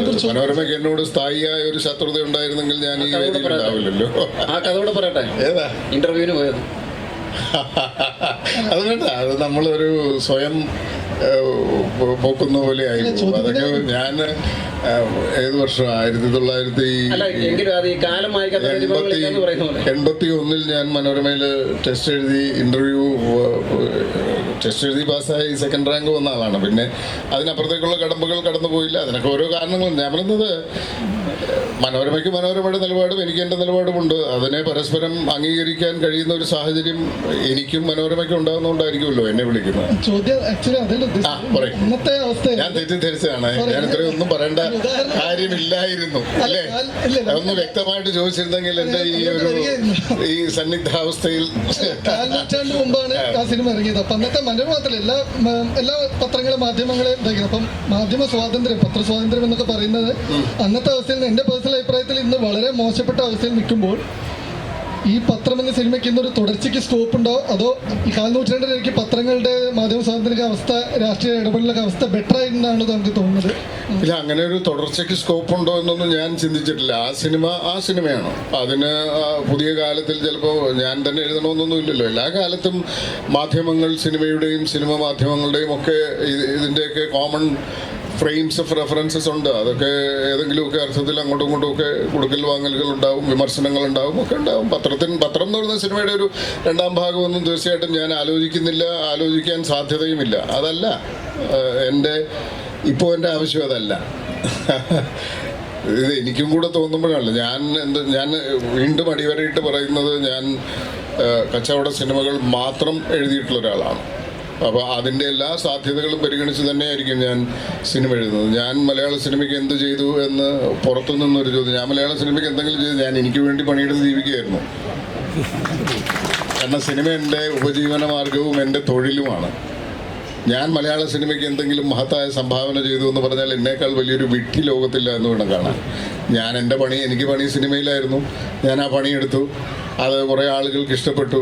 അതുകൊണ്ട് ഞാൻ സിനിമ കൊണ്ട് ജീവിച്ചു, എൻ്റെ മക്കളെ പഠിപ്പിച്ചു, എൻ്റെ ഭാര്യയ്ക്കും മക്കൾക്കും ചിലവിന് കൊടുത്തു എന്നുള്ളതിൽ കവിഞ്ഞാൽ എൻ്റെ ഒരു സംഭാവനയും മലയാളത്തിൻ്റെ സിനിമയുടെ ചരിത്രത്തിൻ്റെ ഏതെങ്കിലും ഒരു ഏടിൽ ഒരു വാക്കുകൊണ്ടോ ഒരു വരി കൊണ്ടോ പരാമർശിക്കപ്പെടാൻ പോകുന്നത്ര മഹത്താണ് എന്ന് വിശ്വസിക്കുന്ന ഒരു വിഡ്ഢിയല്ല ഞാൻ. അതാണ് ഞാൻ എന്തു ചെയ്തു എന്ന ചോദ്യത്തിന്റെ ഉത്തരവാദിത്തം. ഞാനൊന്നും ചെയ്തിട്ടില്ല. അങ്ങനെ ഒരു ചോദ്യം, ഒരു ഇരട്ട ചോദ്യമായിരുന്നു. ഇത് തന്നെയാണ് അതിനോട് സപ്ലിമെന്റ് ചെയ്ത് പറയാനുള്ളത്. നമ്മൾ പലപ്പോഴും നമുക്കെല്ലാം ഉള്ളിലൊരു വിപ്ലവകാരി ഉണ്ട്. ഈ വിപ്ലവകാരി വളരെ രൂക്ഷമായിട്ടുള്ള ചോദ്യങ്ങൾ ചോദിക്കും. ക്ഷോഭത്തിൽ നിങ്ങൾ എന്ത് ചെയ്തു എന്നുള്ള സംഗതിയൊക്കെ ചോദിക്കും. അപ്പോൾ നമുക്ക് തിരിച്ച് നമ്മളോട് ചോദിക്കാനുള്ള ഒരു ചോദ്യം, ഞാൻ എന്ത് ചെയ്തു എന്ന് പറയുന്ന തിരിച്ചൊരു ചോദ്യം. നമ്മൾ ഇങ്ങനെ ഒരു വിരൽ ചൂണ്ടുമ്പോൾ 3 വിരലുകൾ ഇങ്ങോട്ട് നിൽക്കുന്നുണ്ട് എന്ന് പറയുന്ന ഒരു സംഗതിയാണ്. നമ്മളെല്ലാം ഹോട്ടലിൽ നിന്ന് ഭക്ഷണം കഴിക്കും. എത്രയോ മായം നിറഞ്ഞിട്ടുള്ള ഭക്ഷണം നമ്മൾ ഒരു പരാതിയും കൂടാതെ വിഴുങ്ങി. നിങ്ങൾ എന്തുകൊണ്ട് അവിടെ ബോംബ് പൊട്ടിച്ചില്ല, എന്തുകൊണ്ട് മുതലാളിയുടെ കുത്തിന് പിടിച്ചില്ല എന്ന് ചോദിച്ചു കഴിഞ്ഞ് കഴിഞ്ഞാൽ നിങ്ങൾ പേടിച്ചിട്ട് പിടിച്ചില്ല എന്നുള്ളതാണ്. അപ്പോൾ പേടിക്കാതെ നമുക്ക് പറയാൻ പറ്റുന്ന ചില വേദികളിൽ ചിലപ്പോൾ നമ്മൾ പറയും. ഭീരുവായിട്ടുള്ള നമ്മുടെ കുടുംബത്തിൻ്റെ കാര്യങ്ങൾ മാത്രം നോക്കി എൻ്റെ ഭാര്യയും തട്ടാനും മാത്രം ജീവിച്ചിരുന്നാൽ മതി എന്ന് പറയുന്ന സ്വാർത്ഥ ചിന്തയിലൊക്കെ ജീവിക്കുന്ന ആൾക്കാർ തന്നെയാണ് നമ്മൾ ഈ ചെളിക്കകത്ത് ഇമ്മേഴ്സ്ഡ് ആണ്, നമ്മൾ ഈ സ്വാർത്ഥതയുടെ ചെളിക്കകത്ത് ഇമ്മേഴ്സ്ഡ് ആണ്. എങ്കിലും പറ്റുന്ന ഇടങ്ങളിൽ പറ്റാവുന്നത് പോലെ ഈ കറ കഴുകിക്കളഞ്ഞിട്ട് പോകാനായിട്ടുള്ള ഒരു ശ്രമം നടത്തുന്നു. അത്രമാത്രം ലളിതമായിട്ടുള്ള ഒരു ജീവിതം നയിച്ചുകൊണ്ടിരിക്കുമ്പോൾ നമുക്ക് ആനകുതിര കാര്യങ്ങളൊന്നും ചെയ്യാനായിട്ടുണ്ടാകുകയില്ല. പിന്നെ ഈ വിപ്ലവങ്ങളൊക്കെ നമ്മൾ കുറച്ച് കഴിയുമ്പോൾ നമ്മൾ ശ്രമിച്ച് പരാജയപ്പെടുമ്പോൾ ഉണ്ടാകുന്ന നിരാശയും നമുക്കുണ്ടാകും. അങ്ങനെ ജോൺ അബ്രഹാം എന്ന് പറയുന്ന ഫിലിം മേക്കർ കോട്ടയത്തെ കോമ്രേഡ് മാസികയുടെ ഓഫീസിൽ ഒരു ദിവസം കയറി ചെന്നിട്ട് പറഞ്ഞു, നിങ്ങൾ കേരളത്തിലെ 20% ആൾക്കാരെ വിപ്ലവകാരികളാക്കി മാറ്റാൻ പറ്റുമോ? ബാക്കി 80%-ൻ്റെ കാര്യം ഞാനേറ്റു. അവർ അത്ഭുതത്തെ ചോദിച്ചു, അതെങ്ങനെ? കാരണം 80% ആൾക്കാരും വെള്ളമടിക്കുന്നവരാണ്, അവരുടെ കാര്യം ഞാൻ ഏറ്റവും, ബാക്കി കാര്യം നിങ്ങൾ ഏറ്റെടുക്കാൻ പോകുന്നു. ഇത്രയൊക്കെ നമുക്ക് പലപ്പോഴും നമ്മുടെ ജീവിതം കൊണ്ടൊക്കെ, ലളിതമായ ജീവിതം കൊണ്ട് നടത്താനൊക്കെ പറ്റുമോ? പലപ്പോഴും ഒന്ന് തിരിഞ്ഞ് ഈ 3 വിരലുകളുടെ ചോദ്യം നമ്മൾ തന്നെ ചോദിച്ചു കഴിഞ്ഞാൽ പലപ്പോഴും നമ്മുടെ അങ്ങോട്ട് ചൂണ്ടുന്ന വിരലിനെ ഒന്ന് മടക്കി അതുകൂടി നമ്മുടെ നേർക്ക് തിരിക്കാനായിട്ട് പറ്റിയെന്നിരിക്കാം. നമ്മൾ അത്തരത്തിൽ ചോദിക്കുന്ന ചോദ്യങ്ങൾ സ്വയം വിമർശനാത്മകമായിട്ട് നടത്തുന്ന ചോദ്യങ്ങൾ തന്നെയായിരിക്കും ഒരു സമൂഹത്തെ മുന്നോട്ട് നയിപ്പിക്കുക എന്നുള്ളതാണ് എൻ്റെ ഒരു ചിന്ത. സിനിമയേക്കാൾ, സാഹിത്യത്തെക്കാൾ, കലയേക്കാൾ ഒക്കെ അത്തരം ചോദ്യങ്ങൾ നമ്മളോട് ചോദിക്കുമ്പോൾ ഉത്തരങ്ങൾ തനിയെ ലഭിച്ചു തുടങ്ങും എന്നുള്ളതാണ് ലളിതമായ ഈ ജീവിതം കൊണ്ട് എനിക്ക് മനസ്സിലാക്കാൻ പറ്റിയ ഒരു സത്യം. എന്തെങ്കിലും ധർമ്മം നിർവഹിക്കാൻ സിനിമയ്ക്കുണ്ടെങ്കിൽ, ഞങ്ങളൊക്കെ എഴുതിയ സിനിമകൾ കാലഹരണപ്പെട്ട് പോയേക്കാം, പക്ഷേ അപ്പോഴും അത് കാണുന്ന ആരെങ്കിലും ഉണ്ടെങ്കിൽ എന്തെങ്കിലും ഒരു ധർമ്മം അതിന് നിർവഹിക്കാനുണ്ടാകും. ധർമ്മം നിർവഹിക്കാനുള്ള എന്ത് സാധനവും നിലനിൽക്കുക തന്നെ ചെയ്യും. ഓക്കെ, അപ്പോൾ നമുക്ക് പരസ്പരം ഉള്ള ചെളികളൊക്കെ ഒന്ന് കഴുകിക്കളയാം. കൺക്ലൂഡ് ചെയ്യാനായിട്ട് അല്ല, എന്താ കൺക്ലൂഡ് ചെയ്യേണ്ടത്? കാരണം ഇതൊന്നും കൺക്ലൂഷൻ ഇല്ലാത്തൊരു വിഷയമാണ് നമ്മൾ ചർച്ച ചെയ്തുകൊണ്ടിരിക്കുന്നത്. ഫുൾ സ്റ്റോപ്പോ കോമയോ ഇല്ലാത്ത മനുഷ്യരാശി നിലനിൽക്കുന്നിടത്തോളം കാലം നമ്മൾ ഇത്തരം ചോദ്യങ്ങളെ നിരന്തരം അഭിമുഖീകരിച്ചു കൊണ്ടിരിക്കും. ഇത്തരം ചർച്ചകളിലൂടെ ആർക്കെങ്കിലുമൊക്കെ പുതിയ ചില കാഴ്ചപ്പാടുകളിലേക്ക് സഞ്ചരിക്കേണ്ടി വരും. പല ആളുകളും പല അർത്ഥത്തിൽ സ്വയം ചോദ്യങ്ങൾ ചോദിച്ചു തുടങ്ങും. അതൊക്കെ ഒരു പക്ഷേ ഈ ഒരു ഗ്യാതറിങ്ങിൽ ആർക്കെങ്കിലും ഒരാൾക്ക് ഒരുപക്ഷെ ഈ ചർച്ച കൊണ്ട് ഏതെങ്കിലും തരത്തിലുള്ള ഒരു പ്രയോജനം, അത്രയും ലളിതവൽക്കരിച്ച് ഞാൻ പറയുകയാണെങ്കിൽ ഏതെങ്കിലും തരത്തിലുള്ള ഒരു പ്രയോജനം ഉണ്ടാകുന്നെങ്കിൽ ഇത് സാർത്ഥകമാണ്. കാരണം ഇങ്ങനെയുള്ള ചർച്ചകളിലൂടെയാണ് പലപ്പോഴും നമ്മളെ പോലെയുള്ള ആളുകൾ ഇരുന്ന് പറയുന്ന കാര്യങ്ങൾ മഹത്തരമെന്നുള്ള അർത്ഥത്തിലല്ല, അതിൻ്റെ അനുരണനങ്ങൾ ചിലപ്പോൾ മറ്റൊരു തരത്തിലുള്ള ഒരു ചിന്താഗതിക്കോ ഒരു കാഴ്ചപ്പാടിനോ ഒരു നിലപാടിനോ ഒക്കെ പ്രേരകമായേക്കാം. അങ്ങനെയാണ് ഇത്തരം വേദികൾ, ഇത്തരം സദസ്സുകൾ, ഇത്തരം ഇൻറ്ററാക്ഷനുകളൊക്കെ ഏതെങ്കിലും അർത്ഥത്തിൽ സഫലമാകുന്നത്. അങ്ങനെ ഒരു വേദി കൊച്ചിയിൽ ഹോർത്തൂസ് എന്ന പേരിൽ, ഹോർത്തൂസ് 2nd എഡിഷൻ എന്ന പേരിൽ മനോരമ സംഘടിപ്പിക്കുമ്പോൾ അത് തീർച്ചയായിട്ടും അതിൻ്റേതായ അർത്ഥതലങ്ങളും അതിൻ്റേതായ നന്മകളുമുണ്ട് എന്ന് ഞാൻ വിശ്വസിക്കുന്നു. അതിൻ്റെ ഭാഗമാകാൻ ഏകദേശം 1 മണിക്കൂർ നേരം അതിൻ്റെ ഒരു പരിപാടിയിൽ നമ്മൾ ഒരുമിച്ച് പങ്കെടുക്കുന്നു എന്നുള്ളതും തീർച്ചയായും സന്തോഷകരമായ കാര്യമാണ്. ഈ ചർച്ചയ്ക്ക് ക്ഷണിച്ചതിൽ ഞാൻ മനോരമയോട് തീർച്ചയായിട്ടും നന്ദി പറയുന്നു. പ്രിയപ്പെട്ട ജോർജ് പുളിക്കനെ ജോർജ് പുളിക്കൻ്റെ യഥാർത്ഥ ഭാവമൊന്നും നിങ്ങളിവിടെ കണ്ടില്ല. സത്യത്തിൽ ജോർജ് പുളിക്കൻ ഇവിടെ ഇരുന്നു കൊണ്ട് ഈ സദസ്സിനെ കീഴടക്കേണ്ടുന്ന തരത്തിൽ സംസാരിക്കുന്ന ആളാണ്. പക്ഷേ ജോർജ് പുളിക്കനെ നിർബന്ധപൂർവ്വം ഒരു മോഡറേറ്ററുടെ വേഷത്തിലേക്ക് വെച്ചുകൊണ്ട് ഞങ്ങൾക്ക് രക്ഷപ്പെട്ടതാണ്. അപ്പോൾ തീർച്ചയായിട്ടും എൻ്റെ പ്രിയ അനുജൻ ബിപിൻ ചന്ദ്രൻ, ജോർജ് പുളിക്കൻ, നിങ്ങളേവർക്കും ഹൃദയം നിറഞ്ഞ നന്ദി.